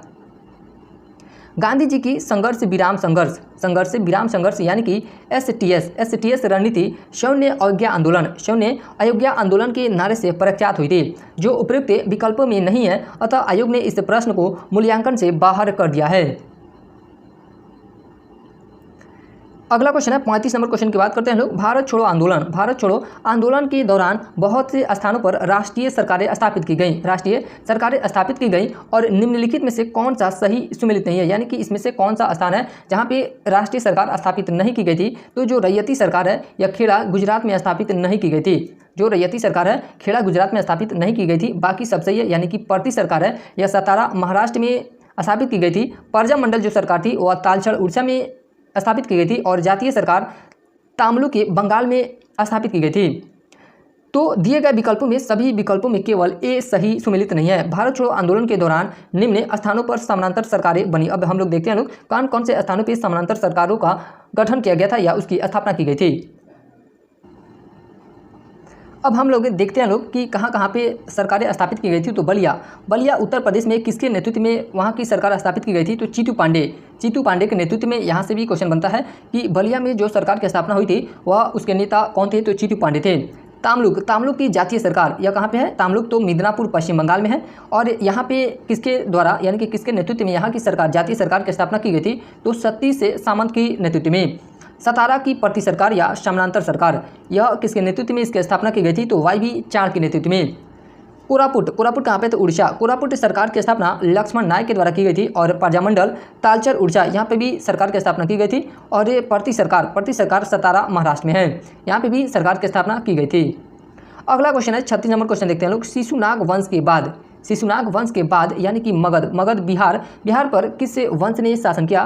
तो नंद वंश के द्वारा शासन किया गया था। शिशुनाग वंश के बाद मगध पर किस वंश के ने शासन किया था? तो नंद वंश ने शासन किया था। एक ट्रिक है हसीन मशूक शाह। क्या ट्रिक है? हसीन मशूक शाह। इसका यानी कि क्रम याद करने का है। तो आपका ह से हो जाएगा हर्यक वंश, सी से हो जाएगा शिशुनाग वंश, उसके बाद न से हो जाएगा नंद वंश। अब मशूक की बात करते हैं लोग, मशूक से बात करते हैं लोग। तो आपका हो जाएगा म से मौर्य वंश, सू से हो जाएगा आपका शुंग वंश और क से हो जाएगा कर्ण वंश। उसके बाद होता है मशूक शाह से हो जाएगा आपका सातवाहन वंश। इसका बहुत अच्छा ट्रिक है। तो इसका सही आंसर क्या हो जाएगा? नंद वंश इसका सही आंसर हो जाएगा। शिशुनाग वंश के बाद मगध पर नंद वंश का शासन था। किसका शासन था? तो नंद वंश का शासन था। नंद वंश पहला ऐसा राजवंश था जिसने प्रथम बृहत मगध साम्राज्य की स्थापना की। उन्होंने पाटलिपुत्र को पूरे उत्तरी भारत का केंद्र बनाया। नंद शासकों को भारत के पहले साम्राज्य निर्माता कहा जाता है। नंद शासकों को क्या कहा जाता है? तो भारत के पहले साम्राज्य निर्माता कहा जाता था। इस वंश की स्थापना महापद्मनंद ने की थी। यानी कि नंद वंश की स्थापना किसके द्वारा की गई थी? तो महापद्मनंद के द्वारा की गई थी। चंद्रगुप्त मौर्य ने अपने गुरु चाणक्य की सहायता से अंतिम नंद शासक घनानंद को पराजित कर मौर्य वंश की स्थापना की। अंतिम में नंद वंश शासक की बात किया जाए तो कौन था? तो घनानंद। और इसे किसने पराजित कर दिया था? तो चंद्रगुप्त मौर्य ने अपने गुरु चाणक्य की सहायता से इसे पराजित कर मौर्य वंश की स्थापना किया था। चंद्रगुप्त मौर्य को एस्ट्रेबो, मेगास्थनीज एवं जस्टिन ने सेंड्राकोट्स से, एरियन तथा प्लूटार्क ने एड्रोकोट्स से तथा फिलार्कस ने सेंड्रोकोट्स से कहा है। पुष्यमित्र शुंग ने 184 ईसा पूर्व में अंतिम मौर्य शासक वीरभद्र की हत्या करके शुंग राजवंश की स्थापना की। शुंग राजवंश की स्थापना किसके द्वारा की गई थी? तो पुष्यमित्र शुंग के द्वारा की गई थी। शुंग शासकों ने अपनी पहली राजधानी पाटलिपुत्र एवं दूसरी राजधानी विदिशा में स्थापित की। उसके बाद अगला क्वेश्चन है 37 नंबर क्वेश्चन क्या करें कि अक्टूबर 1943 में सुभाष चंद्र बोस द्वारा स्थापित स्वतंत्र भारत की अस्थायी सरकार को जापान सहित कितने देशों ने मान्यता प्रदान की थी? तो 9 देशों ने। जापान सहित 9 देशों ने इस अस्थायी सरकार को मान्यता दी थी। सुभाष चंद्र बोस ने सिंगापुर में स्वतंत्र भारत की अस्थायी सरकार की स्थापना 21 अक्टूबर 1943 को की थी।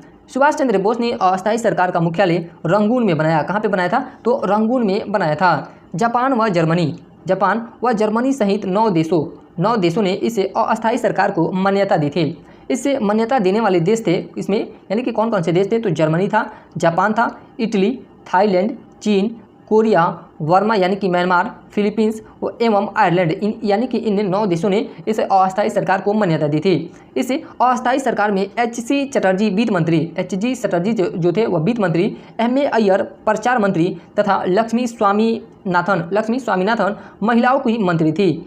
आज़ाद हिंद फौज के 3 ब्रिगेड का नाम Subhash brigade, Nehru brigade, Gandhi brigade रखा गया। ये भी लाइन बहुत इंपॉर्टेंट है कि आज़ाद हिंद फौज के 3 ब्रिगेड का नाम क्या रखा गया था? तो सुभाष ब्रिगेड रखा गया, नेहरू ब्रिगेड और गांधी ब्रिगेड रखा गया था।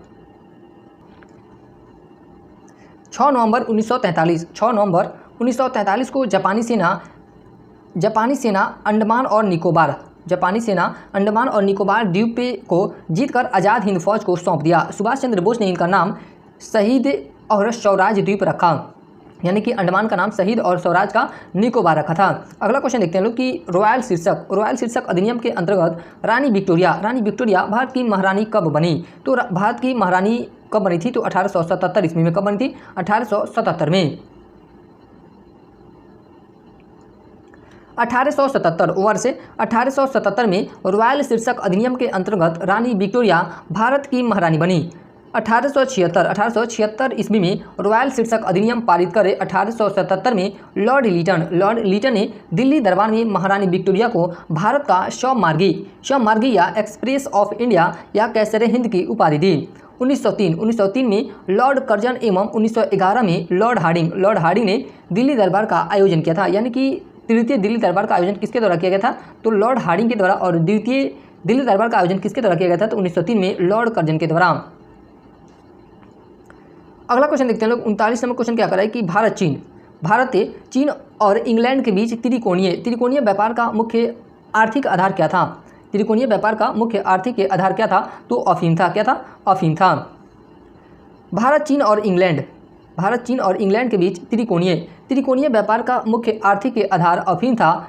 थॉमस मैनुअल ने टैन चुंग के अफीम व्यापार के विवरण को इस तरह से पेश किया है कि यह भारत चीन और ब्रिटेन के बीच त्रिकोणीय व्यापार पर पड़ने वाले इसके प्रभाव को दर्शाता है।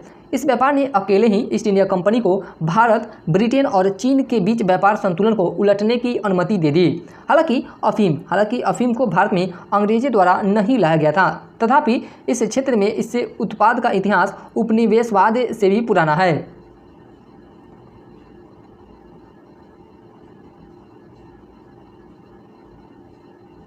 उसके बाद हम लोग का अगला यानी कि सब्जेक्ट शुरू होता है भूगोल एवं पर्यावरण। अब भूगोल के क्वेश्चन देखते हैं लोग। इस पहला क्वेश्चन कर रहा है कि निम्नलिखित में से कौन एक टेक्नोपॉलिस है? तो जो सिलिकॉन वैली है वह क्या है? तो यह टेक्नोपॉलिस है। सिलिकॉन वैली एक टेक्नोपॉलिस है। उच्च तकनीक उद्योग जो क्षेत्रीय रूप में केंद्रित, आत्मनिर्भर और अत्यधिक विशिष्ट होते हैं उन्हें टेक्नोपॉलिस से कहा जाता है। सैन फ्रांसिस्को के पास सिलिकॉन वैली और सिएटल के पास ये सिलिकॉन वन टेक्नोपॉलिस के उदाहरण हैं। सिलिकॉन वैली के बारे में देखते हैं लोग। यह कैलिफोर्निया के सैन फ्रांसिस्को के पास स्थित है और यह विश्व भर में उच्च तकनीक और नवाचार का केंद्र माना जाता है। यहाँ पर प्रमुख तकनीकी कंपनियाँ जैसे गूगल, एप्पल, फेसबुक और HP स्थित हैं। कर्नाटक, ये लाइन इंपॉर्टेंट है क्योंकि यह इंडियन ज्योग्राफी के हिसाब से इंपॉर्टेंट है। कर्नाटक का बेंगलुरु शहर भारत के सूचना प्रौद्योगिकी निर्यातों का अग्रणी स्रोत रहा है, जिस कारण इसे भारत का सिलिकॉन वैली कहा जाता है। किसे? यानी कि कर्नाटक में स्थित है बेंगलुरु, तो बेंगलुरु को भारत का सिलिकॉन वैली कहा जाता है। अगला क्वेश्चन देखते हैं लोग। 41 नंबर क्वेश्चन क्या कर रहा है कि निम्नलिखित बंदरगाहों में से कौन कृत्रिम बंदरगाह है? तो जो यह चेन्नई बंदरगाह है यह कृत्रिम बंदरगाह है। चेन्नई कृत्रिम बंदरगाह का उदाहरण है। जो चेन्नई का बंदरगाह है वह किस प्रकार का उदाहरण है? तो कृत्रिम बंदरगाह का उदाहरण है जो सबसे पुराने बंदरगाहों में से एक है। यह भारत के पूर्वी तट पर तमिलनाडु राज्य के चेन्नई शहर में स्थित है। कहाँ पे स्थित है? तो यह चेन्नई शहर में स्थित है। और राज्य की बात किया जाए तो यह कहाँ पे? तो तमिलनाडु में। इसका निर्माण वर्ष 1859 में किया गया था। इस बंदरगाह के माध्यम से पेट्रोलियम और उसके उत्पाद, उर्वरक, लौह अयस्क और सामान्य वस्तुओं का व्यापार किया जाता है। तट के निकट उथले जल के कारण यह पतन विशाल पोतों के अनुकूल नहीं है। तमिलनाडु और पुदुचेरी इसके पृष्ठ प्रदेश हैं। उसके बाद है भारत के कुछ महत्वपूर्ण बंदरगाह दिए गए हैं और वह बंदरगाह प्राकृतिक के हैं या मानव निर्मित है और उस बंदरगाह के बारे में कुछ महत्वपूर्ण तथ्य या विवरण दिए गए हैं। तो सबसे पहले हम लोग देखते हैं कोलकाता बंदरगाह के बारे में। तो यह प्राकृतिक बंदरगाह है। यह किस प्रकार का बंदरगाह है? तो यह प्राकृतिक बंदरगाह है। भारत का सबसे पुराना बंदरगाह है। यह भारत का क्या है? तो यह सबसे पुराना बंदरगाह है। यहाँ से ऐसे क्वेश्चन बन सकता है कि भारत का सबसे पुराना बंदरगाह कौन सा है? तो कोलकाता बंदरगाह हो जाएगा। दूसरा है चेन्नई बंदरगाह। यह मानव निर्मित है। जो चेन्नई बंदरगाह है वह किस प्रकार है? तो यह मानव निर्मित है। पूर्वी तट पर स्थित कृत्रिम पतन है। यहाँ से ऐसे भी क्वेश्चन मिलान करने के लिए या कूट का प्रयोग करने के लिए दे देता है कि चेन्नई बंदरगाह कहाँ पे है? तो पूर्वी तट में। उसके बाद है कोचीन बंदरगाह। यह प्राकृतिक है। यह क्या है? तो यह प्राकृतिक है और दक्षिण भारत के केरल राज्य में स्थित है। कहाँ पे स्थित है? तो यह केरल राज्य में स्थित है। विशाखापत्तनम बंदरगाह यह भी प्राकृतिक है और भारत के प्रमुख बंदरगाहों में एक है।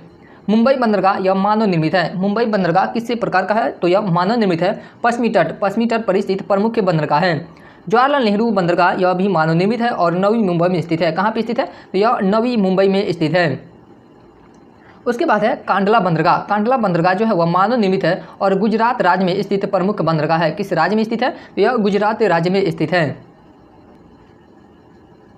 अगला क्वेश्चन है 42 नंबर। 42 नंबर क्वेश्चन क्या कर रहा है कि लावा के ठंडा होने और ठोस होने से किस प्रकार की चट्टान बनती है? तो इग्नियस यानी कि अग्न्य चट्टान का निर्माण होता है। किस प्रकार की चट्टान का निर्माण होता है? तो अग्न्य चट्टानों का निर्माण होता है। लावा के ठंडा होने और ठोस होने से इग्नियस इंग्लिश में कहा जाता है और अग्न्य हिंदी में।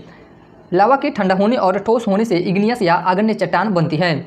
आग की तरह लाल द्रवित मैग्मा ही लावा है जो पृथ्वी के आंतरिक भाग से निकलकर सतह पर आता है।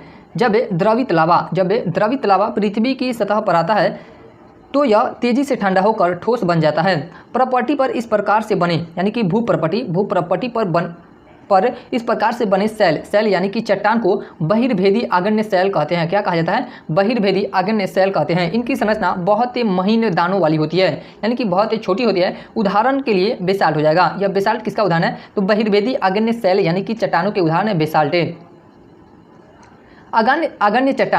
आग्नेय चट्टानों से सीसा, जस्ता, सोना, प्लेटिनम, तांबा एवं निकेल आदि खनिज पाई जाती हैं। इन चट्टानों में जीवाश्म नहीं पाया जाता। ये लाइन बहुत इंपॉर्टेंट है। बहुत सारे एग्जाम में ऐसे क्वेश्चन बनता है कि किस प्रकार के चट्टानों में जीवाश्म नहीं पाए जाते हैं। तो आग्नेय चट्टानों में जीवाश्म नहीं पाया जाता है। आग्नेय चट्टानों के दो भाग हैं। आग्नेय चट्टान के कितने भाग हैं? तो दो भाग हैं यानी कि आग्नेय चट्टानों को दो भागों में बांटते हैं। पहला होता है बाह्य आग्नेय चट्टान और दूसरा होता है आंतरिक आग्नेय चट्टान। आंतरिक को भी दो भागों में बांटा गया है। पहला पतालिक आंतरिक आग्नेय चट्टान और दूसरा मध्यवर्ती आंतरिक आग्नेय चट्टान। आग्नेय चट्टानों के रूपांतरण से बनी सेल यानी कि आग्नेय चट्टान का जब रूपांतरण होता है तो कौन सी चट्टानें बनती है उसको देखते हैं लोग। तो जिसमें सबसे पहला है ग्रेनाइट का रूपांतरण होता है तो कौन सी चट्टान का निर्माण होता है? तो नीस का निर्माण होता है। उसके बाद है बेसाल्ट का रूपांतरण होता है तो एम्फीबोलाइट का निर्माण होता है। गैब्रो का रूपांतरण होता है तो सर्पेंटाइन नामक के चट्टानों का निर्माण होता है। दक्कन पठार बेसाल्ट सैलों से ही बना है। जो दक्कन का पठार है वह किस प्रकार के सैलों से बना है? तो बेसाल्ट सैलों से ही बना है। दक्षिण भारत में काली मिट्टी होने का मुख्य कारण बेसाल्ट चट्टान है। दक्षिण भारत में काली मिट्टी होने का मुख्य कारण क्या है? तो बेसाल्ट चट्टान है।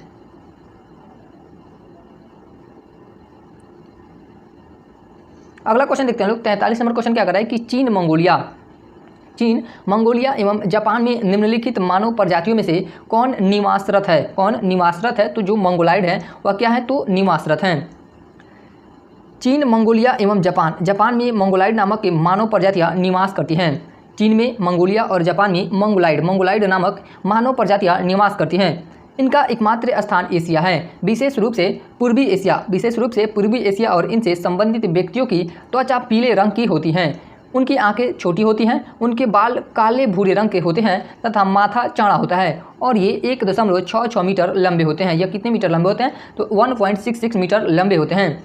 इससे प्रजाति की सबसे बड़ी विशेषता है उनकी अधखुली आंखें यानी कि इस प्रजाति की सबसे बड़ी विशेषता क्या है? तो उनकी आंखें यानी कि पूरी तरह बंद नहीं होती है, अधखुली रहती है। विभिन्न मानव जातियों को 3 मुख्यतः प्रजातियों में बांटा गया था। कितने प्रजातियों में बांटा गया है? तो 3 प्रजातियों में बांटा गया था। पहला काकेशियन, दूसरा मंगोलाइड और तीसरा नेग्रोइड है। इसके अतिरिक्त नार्डिक जो जनजाति है यानी कि जो नार्डिक के वह यूरोप के बर्फीली क्षेत्रों में, निग्रो अफ्रीका में तथा ऑस्ट्रेलिया व इंडोनेशिया में निवासरत हैं। अगला क्वेश्चन देखते हैं लोग कि 44 नंबर क्वेश्चन क्या कर रहा है कि निम्नलिखित भारत की पर्वत श्रेणियाँ दिया गया है और इनमें से क्या पूछ रहा है कि निम्नलिखित में से इनका पूर्व से पश्चिम सही क्रम क्या है? तो जो यह दिया गया है यानी कि सही दिया गया है, पूर्व से पश्चिम में ही दिया गया है। तो सबसे पहले हो जाएगा आपका आंसर गारो पहाड़िया, उसके बाद नंदा देवी के बाद कामेत के बाद केटू, यानी कि इसका सही आंसर क्या हो जाएगा? डी नंबर 1, 2, 3, 4 यानी कि यह सही दिया गया है।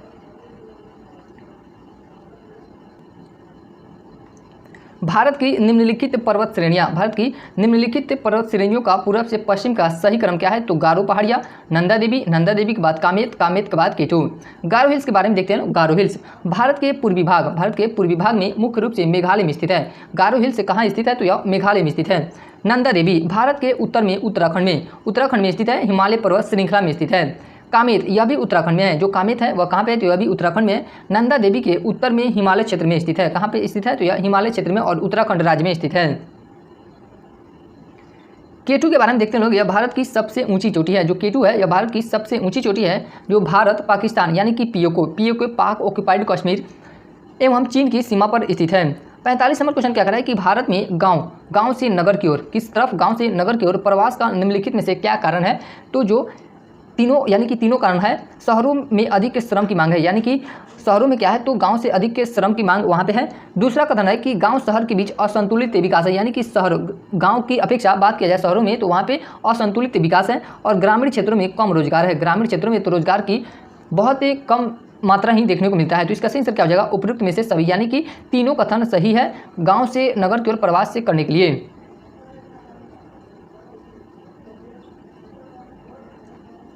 भारत में गांव से नगर की ओर प्रवास के कारणों में शहरों में अधिक श्रम की मांग, गांव शहर के बीच असंतुलित विकास तथा ग्रामीण क्षेत्रों में कम रोजगार आदि को माना जाता है। अतः यह सभी कथन सत्य हैं। यह सभी कथन क्या है? तो सत्य है। दशकों से भारत का सामाजिक आर्थिक परिदृश्य ग्रामीण शहरी प्रवास से प्रभावित रहा है।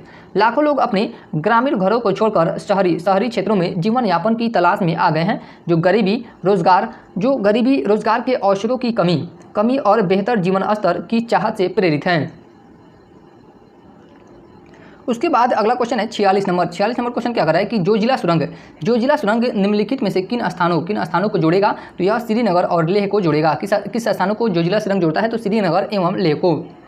जो जिला सुरंग जम्मू कश्मीर के श्रीनगर से लद्दाख के लेह क्षेत्र को, जो जिला सुरंग जम्मू कश्मीर के श्रीनगर से लद्दाख के लेह क्षेत्र को जोड़ने वाली एक महत्वपूर्ण परियोजना है, क्योंकि यह क्षेत्र सर्दियों में बर्फबारी के कारण सामान्य मार्ग से कट जाता है। इसे सुरंग के बन जाने से पूरे क्षेत्र में आवागमन में आसानी होती है। यह सुरंग एशिया की सबसे लंबी यानी कि 14.15 किलोमीटर और सबसे ऊंचाई समुद्र तल से 11,578 फीट पर स्थित है। एशिया की सबसे लंबी सुरंग की बात की जाए तो कौन है? यही है जोजिला सुरंग। जोजिला सुरंग परियोजना को भारत सरकार ने जनवरी 2018 को मंजूरी दी और प्रधानमंत्री नरेंद्र मोदी ने 2018 में इस परियोजना का उद्घाटन किया था।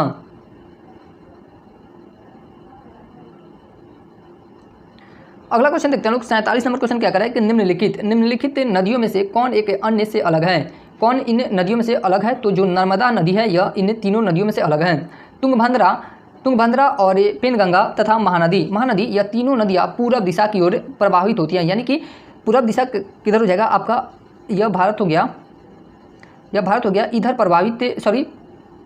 इधर प्रवाहित होती हैं, यानी कि तुंगभद्रा पेनगंगा महानदी इधर प्रवाहित होती है और जो नर्मदा है यह पश्चिम दिशा में प्रभावित होती है, यानी कि गुजरात की तरफ से प्रभावित होती हैं, यानी कि अरब सागर में जाके गिरती हैं। और इनकी बात की जाए तो यह बंगाल की खाड़ी में गिरती हैं, प्रभावित होती है और अंततः बंगाल की खाड़ी में मिलती है। जबकि नर्मदा पश्चिम दिशा की ओर प्रभावित होती है और यह अरब सागर में मिलती है। अतः नर्मदा दी गई अन्य सभी नदियों से भिन्न है। 48 नंबर क्वेश्चन की बात करते हैं लोग। ब्राजील के मिनास गरेस प्रांत में निम्नलिखित में से कौन सा खनिज मिलता है? तो वहाँ पे लौह अयस्क मिलता है। जो ब्राजील का मिनास गरेस प्रांत है वहाँ पे किस खनिज की प्रचुर मात्रा है? तो लौह अयस्क की। दिए गए विकल्पों में ब्राजील के मिनास गरेस प्रांत में लौह अयस्क मिलता है। चीन, ऑस्ट्रेलिया तथा ब्राजील के बाद भारत का लौह अयस्क उत्पादन में विश्व में चौथा स्थान है। ये भी लाइन इंपॉर्टेंट है कि भारत का लौह अयस्क उत्पादन में विश्व में कौन सा स्थान है? तो चौथा स्थान है। भारत में लौह अयस्क प्राचीन धारवाड़ श्रेणी के अगण्य चट्टान से प्राप्त होता है। भारत में लौह अयस्क का सर्वाधिक उत्पादन उड़ीसा में होता है। कहाँ पे होता है? भारत में लौह अयस्क का सर्वाधिक उत्पादन कहाँ पे होता है? तो उड़ीसा में होता है। भारत में 4 प्रकार के लौह अयस्क पाए जाते हैं। पहला आपका देखते हैं मैग्नेटाइट, दूसरा हेमाटाइट, तीसरा लिमोनाइट तथा सीडेराइट। इनमें हेमाटाइट तथा मैग्नेटाइट सबसे प्रमुख लौह अयस्क है। अगला क्वेश्चन देखते हैं लोग। 49 नंबर क्वेश्चन क्या कर रहा है? 49 नंबर क्वेश्चन की बात करते हैं लोग कि निम्नलिखित में से किसकी कक्षा अत्यधिक लंबी अंडाकार है? किस प्रकार के?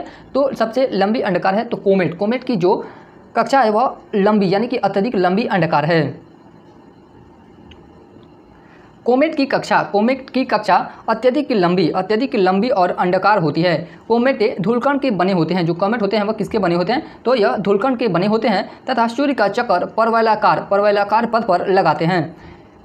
जब यह सूर्य के समीप जाते हैं तो तापमान पाकर जलने या चमकने लगते हैं। इनकी पूंछें, कॉमेट का मतलब हो गया हिंदी में इसे धूमकेतु कहा जाता है। क्या कहा जाता है? धूमकेतु कहा जाता है। इनकी पूंछ सदैव सूर्य के विपरीत दिशा में होता है। इसे पुच्छल तारा भी कहते हैं। इसे क्या कहा जाता है? तो इसे पुच्छल तारा भी कहते हैं, क्योंकि इसके पीछे एक चमकदार पूंछ होती है जो तारों की तरह दिखाई देती है। जो यह पूंछ होती है वह किस तरह दिखाई देती है? जो तारों की तरह दिखाई देती है, जिसकी खोज टाइको ने की थी। इसकी खोज किसके द्वारा की गई थी? तो टाइको के द्वारा की गई थी। केपलर के तीसरे नियम के अनुसार जिन ग्रहों या अन्य खगोलीय पिंडों की कक्षाएं अंडाकार होती हैं, उनकी गति सूर्य के निकट होने पर सबसे तेज होती है और सूर्य से दूर होते समय सबसे धीमी होती है। यही कारण है कि कोमेट की गति सूर्य के पास से आते ही तेज हो जाती है और सूर्य से दूर जाते समय धीमी पड़ जाती है। अगला क्वेश्चन है 50 नंबर क्वेश्चन देखते हैं लोग कि निम्नलिखित शहरों में से कौन सीन नदी के किनारे स्थित है? तो जो पेरिस है वह सीन नदी के किनारे स्थित है। पेरिस शहर किस नदी के किनारे स्थित है? तो सीन नदी के किनारे स्थित है। पेरिस फ्रांस का शहर है। यह कहाँ का शहर है? तो यह फ्रांस देश का शहर है जो सीन नदी के किनारे स्थित है। किस नदी के किनारे स्थित है? तो यह सीन नदी के किनारे स्थित है। यह शहर आइल डी फ्रांस क्षेत्र के केंद्र में देश के उत्तर में है। पेरिस को लाइट का शहर, ये बहुत इंपॉर्टेंट है कि पेरिस को लाइट का शहर, प्रेम का शहर और फैशन की राजधानी के नाम से जाना जाता है। पेरिस को किस किस नाम से जाना जाता है? तो लाइट का शहर, प्रेम का शहर और फैशन की राजधानी के नाम से जाना जाता है। पेरिस में कई महत्वपूर्ण स्थान हैं, जिनमें Eiffel tower, arc D Triumph, Notre Dame cathedral, lower संग्रहालय, मौलिन रूज और लीडो शामिल है। ये सब कहाँ स्थित है? तो यह पेरिस में स्थित है। 51 नंबर क्वेश्चन की बात करते हैं लोग कि निम्नलिखित अफवाह प्रणालियों में से किससे बिहार की भूमि अपवाहित होती है? तो घाघरा नदी से बिहार की भूमि अपवाहित होती है। घाघरा नदी बिहार की भूमि से अपवाहित होती है। धरातलीय जल प्रवाहित करने वाली नदियों का तंत्र अपवाह तंत्र कहलाता है। धरातलीय जल प्रवाहित करने वाली नदियों का तंत्र क्या कहलाता है? तो अपवाह तंत्र कहलाता है। नदी अपने आसपास के जल ढाल के अनुसार बहती है। नदी जो है वो अपने आसपास के जल ढाल के अनुसार ही बहती है और अंततः किसी झील, सागर या खाड़ी या समुद्र में जाकर मिलती है। घाघरा नदी मापे चाचुंगो हिमनद से निकलती है। ये भी इंपॉर्टेंट है कि घाघरा नदी का उद्गम स्थल कौन सा स्थान है? तो मापे चाचुंगो हिमनद से निकलती है और तीला, शेती और बेरी नामक सहायक नदियों से जल लेकर सीसा पानी में एक गहरे बड़े खड्डे का निर्माण करती है। इस क्षेत्र में यह शारदा नदी या काली नदी मिलती है। आगे चलकर छपरा में गंगा नदी से मिल जाती है। किस नदी से मिल जाती है? तो गंगा नदी से मिल जाती है। 52 नंबर क्वेश्चन की बात करते हैं लोग भारत के निम्नलिखित राज्यों में किसमें कोयले का प्रमुख भंडार है? तो यानी कि यहाँ पे कोयले का प्रमुख भंडार पूछ रहा है, सबसे सर्वाधिक नहीं पूछ रहा है इसलिए। तो इसका सही आंसर क्या हो जाएगा? उपयुक्त में से सभी, यानी कि झारखंड, उड़ीसा और छत्तीसगढ़ तीनों राज्यों में कोयले का प्रमुख भंडार है। भारत में कोयला भंडारण में शीर्ष राज्य झारखंड, उड़ीसा तथा छत्तीसगढ़ है। कोयला भारत में सबसे महत्वपूर्ण तथा प्रचुर मात्रा में जीवाश्म ईंधन है। क्या है? तो यह जीवाश्म ईंधन है। यह देश की ऊर्जा मांग का 55% है। कितना प्रतिशत ऊर्जा मांग करता है? तो 55%, यानी कि ऊर्जा मांग की आपूर्ति कितना प्रतिशत करता है? तो यह 55% करता है। देश की औद्योगिक विरासत स्वदेशी कोयले पर विकसित हुई थी। ध्यातव्य है कि देश में प्रमुख कोयला उत्पादक राज्य उड़ीसा, छत्तीसगढ़, झारखंड, मध्य प्रदेश, तेलंगाना, महाराष्ट्र और पश्चिम बंगाल है। अगला क्वेश्चन है कि निम्नलिखित में से कौन एक जायद फसल है? तो जो चारा है यह क्या है? तो यह जायद फसल है। चारा जायद फसल के अंतर्गत आता है। जो चारा होता है वह किस फसल के अंतर्गत आता है? तो जायद फसल के अंतर्गत आता है। जायद फसल में मुख्यतः तरबूज, खरबूजे, खीरे, सब्जी और चारे की फसलों की खेती की जाती है। जायद में हरे चारे की खेती करने के लिए अच्छी तरह से जल निकास वाली दोमट मिट्टी, यानी कि दोमट जमीन या दोमट मिट्टी, बलुई मिट्टी भी कह सकते हैं, यानी कि दोमट मिट्टी को बलुई मिट्टी भी कहा जाता है, बलुई दोमट भी कह सकते हैं, आवश्यक है। जायद फसलों की बुआई मार्च के मध्य से अप्रैल के दूसरे सप्ताह तक होती है। इसकी कटाई जून माह में की जाती है, यानी कि जायद फसलों की कटाई कब की जाती है? तो जून के महीने में की जाती है। गेहूँ, जौ, मटर, चना और सरसों। गेहूं, जौ, मटर, चना और सरसों रबी फसल है तथा कपास नगदी फसल है। जो कपास है वह किस फसल का उदाहरण है? तो यह नगदी फसल का उदाहरण है और गेहूं, जौ, मटर, चना और सरसों यह रबी फसल का उदाहरण है। 54 नंबर क्वेश्चन की बात करते हैं लोग, यह निम्नलिखित में से किसके साथ एंडीज फैला हुआ है, किसके साथ साथ एंडीज फैला हुआ है? तो दक्षिण अमेरिका का पश्चिमी तट, दक्षिण अमेरिका का पश्चिमी तट इसका सही आंसर हो जाएगा। एंडीज दक्षिण अमेरिका के पश्चिमी तट पर फैला हुआ है। एंडीज पर्वतमाला, एंडीज पर्वतमाला दक्षिणी अमेरिका में स्थित दुनिया की सबसे लंबी पर्वत श्रृंखला है। ये जो लाइन है ये बहुत लाइन है, यह लाइन जो बहुत इंपॉर्टेंट है कि दुनिया की सबसे लंबी पर्वत श्रृंखला कौन सी है? तो एंडीज पर्वतमाला है। लगभग 7,000 किलोमीटर यानी कि 4,350 मील लंबी यह पर्वत श्रृंखला उत्तर से दक्षिण तक फैली हुई है और Venezuela, Colombia, Ecuador, Peru, Bolivia, Chile और अर्जेंटीना जैसे देशों से होकर गुजरती है। उसके बाद अगला क्वेश्चन है, निम्नलिखित में से कौन सा वायु प्रदूषण का प्रमुख कारण है? वायु प्रदूषण का प्रमुख कारण कौन सा हो जाएगा? तो जीवाश्म ईंधन का जलना, यानी कि इन्हें सारे कारणों में से सबसे इंपॉर्टेंट कारण कौन है? तो जीवाश्म ईंधन का जलना वायु प्रदूषण का प्रमुख कारण है। जीवाश्म ईंधन का जलना वायु प्रदूषण का प्रमुख कारण है। वायु प्रदूषण मुख्य रूप से उद्योगों तथा स्वचालित वाहनों में जीवाश्म ईंधनों जैसे कोयला तथा पेट्रोलियम के जलने से होता है। ये मनुष्य, जानवरों तथा पौधों के लिए हानिकारक है, इसलिए हमारे आसपास के वायु को स्वच्छ रखने के लिए इनको हटाना जरूरी है। प्रदूषण वायु, भूमि, जल या मृदा के भौतिक, रासायनिक या जैविक अभिलक्षणों का एक अवांछनीय परिवर्तन है। प्रदूषण क्या है? तो वायु, भूमि, जल या मृदा के भौतिक, रासायनिक या जैविक अभिलक्षणों का एक अवांछनीय परिवर्तन है। अवांछनीय परिवर्तन उत्पन्न करने वाले कारकों को प्रदूषक या पोल्यूटेंट कहते हैं। पर्यावरण के प्रदूषण को नियंत्रित तथा इसकी सुरक्षा करने एवं हमारे पर्यावरण की गुणवत्ता सुधारने के लिए भारत सरकार द्वारा पर्यावरण संरक्षण अधिनियम 1986 पारित किया गया है। पर्यावरण संरक्षण अधिनियम कब पारित किया गया है? तो 1986 में। इस वीडियो के माध्यम से हम लोग यहीं तक के क्वेश्चन डिस्कस करेंगे लोग। उसके बाद इसका सेकेंड पार्ट अपलोड किया जाएगा, क्योंकि इसका जो व्याख्या दिया गया है बहुत ही बड़ा व्याख्या दिया गया है, इसलिए अभी वीडियो लगभग 1-1.5 घंटा की हो गई है, इसलिए हम इसका दूसरा पार्ट लेकर आएंगे।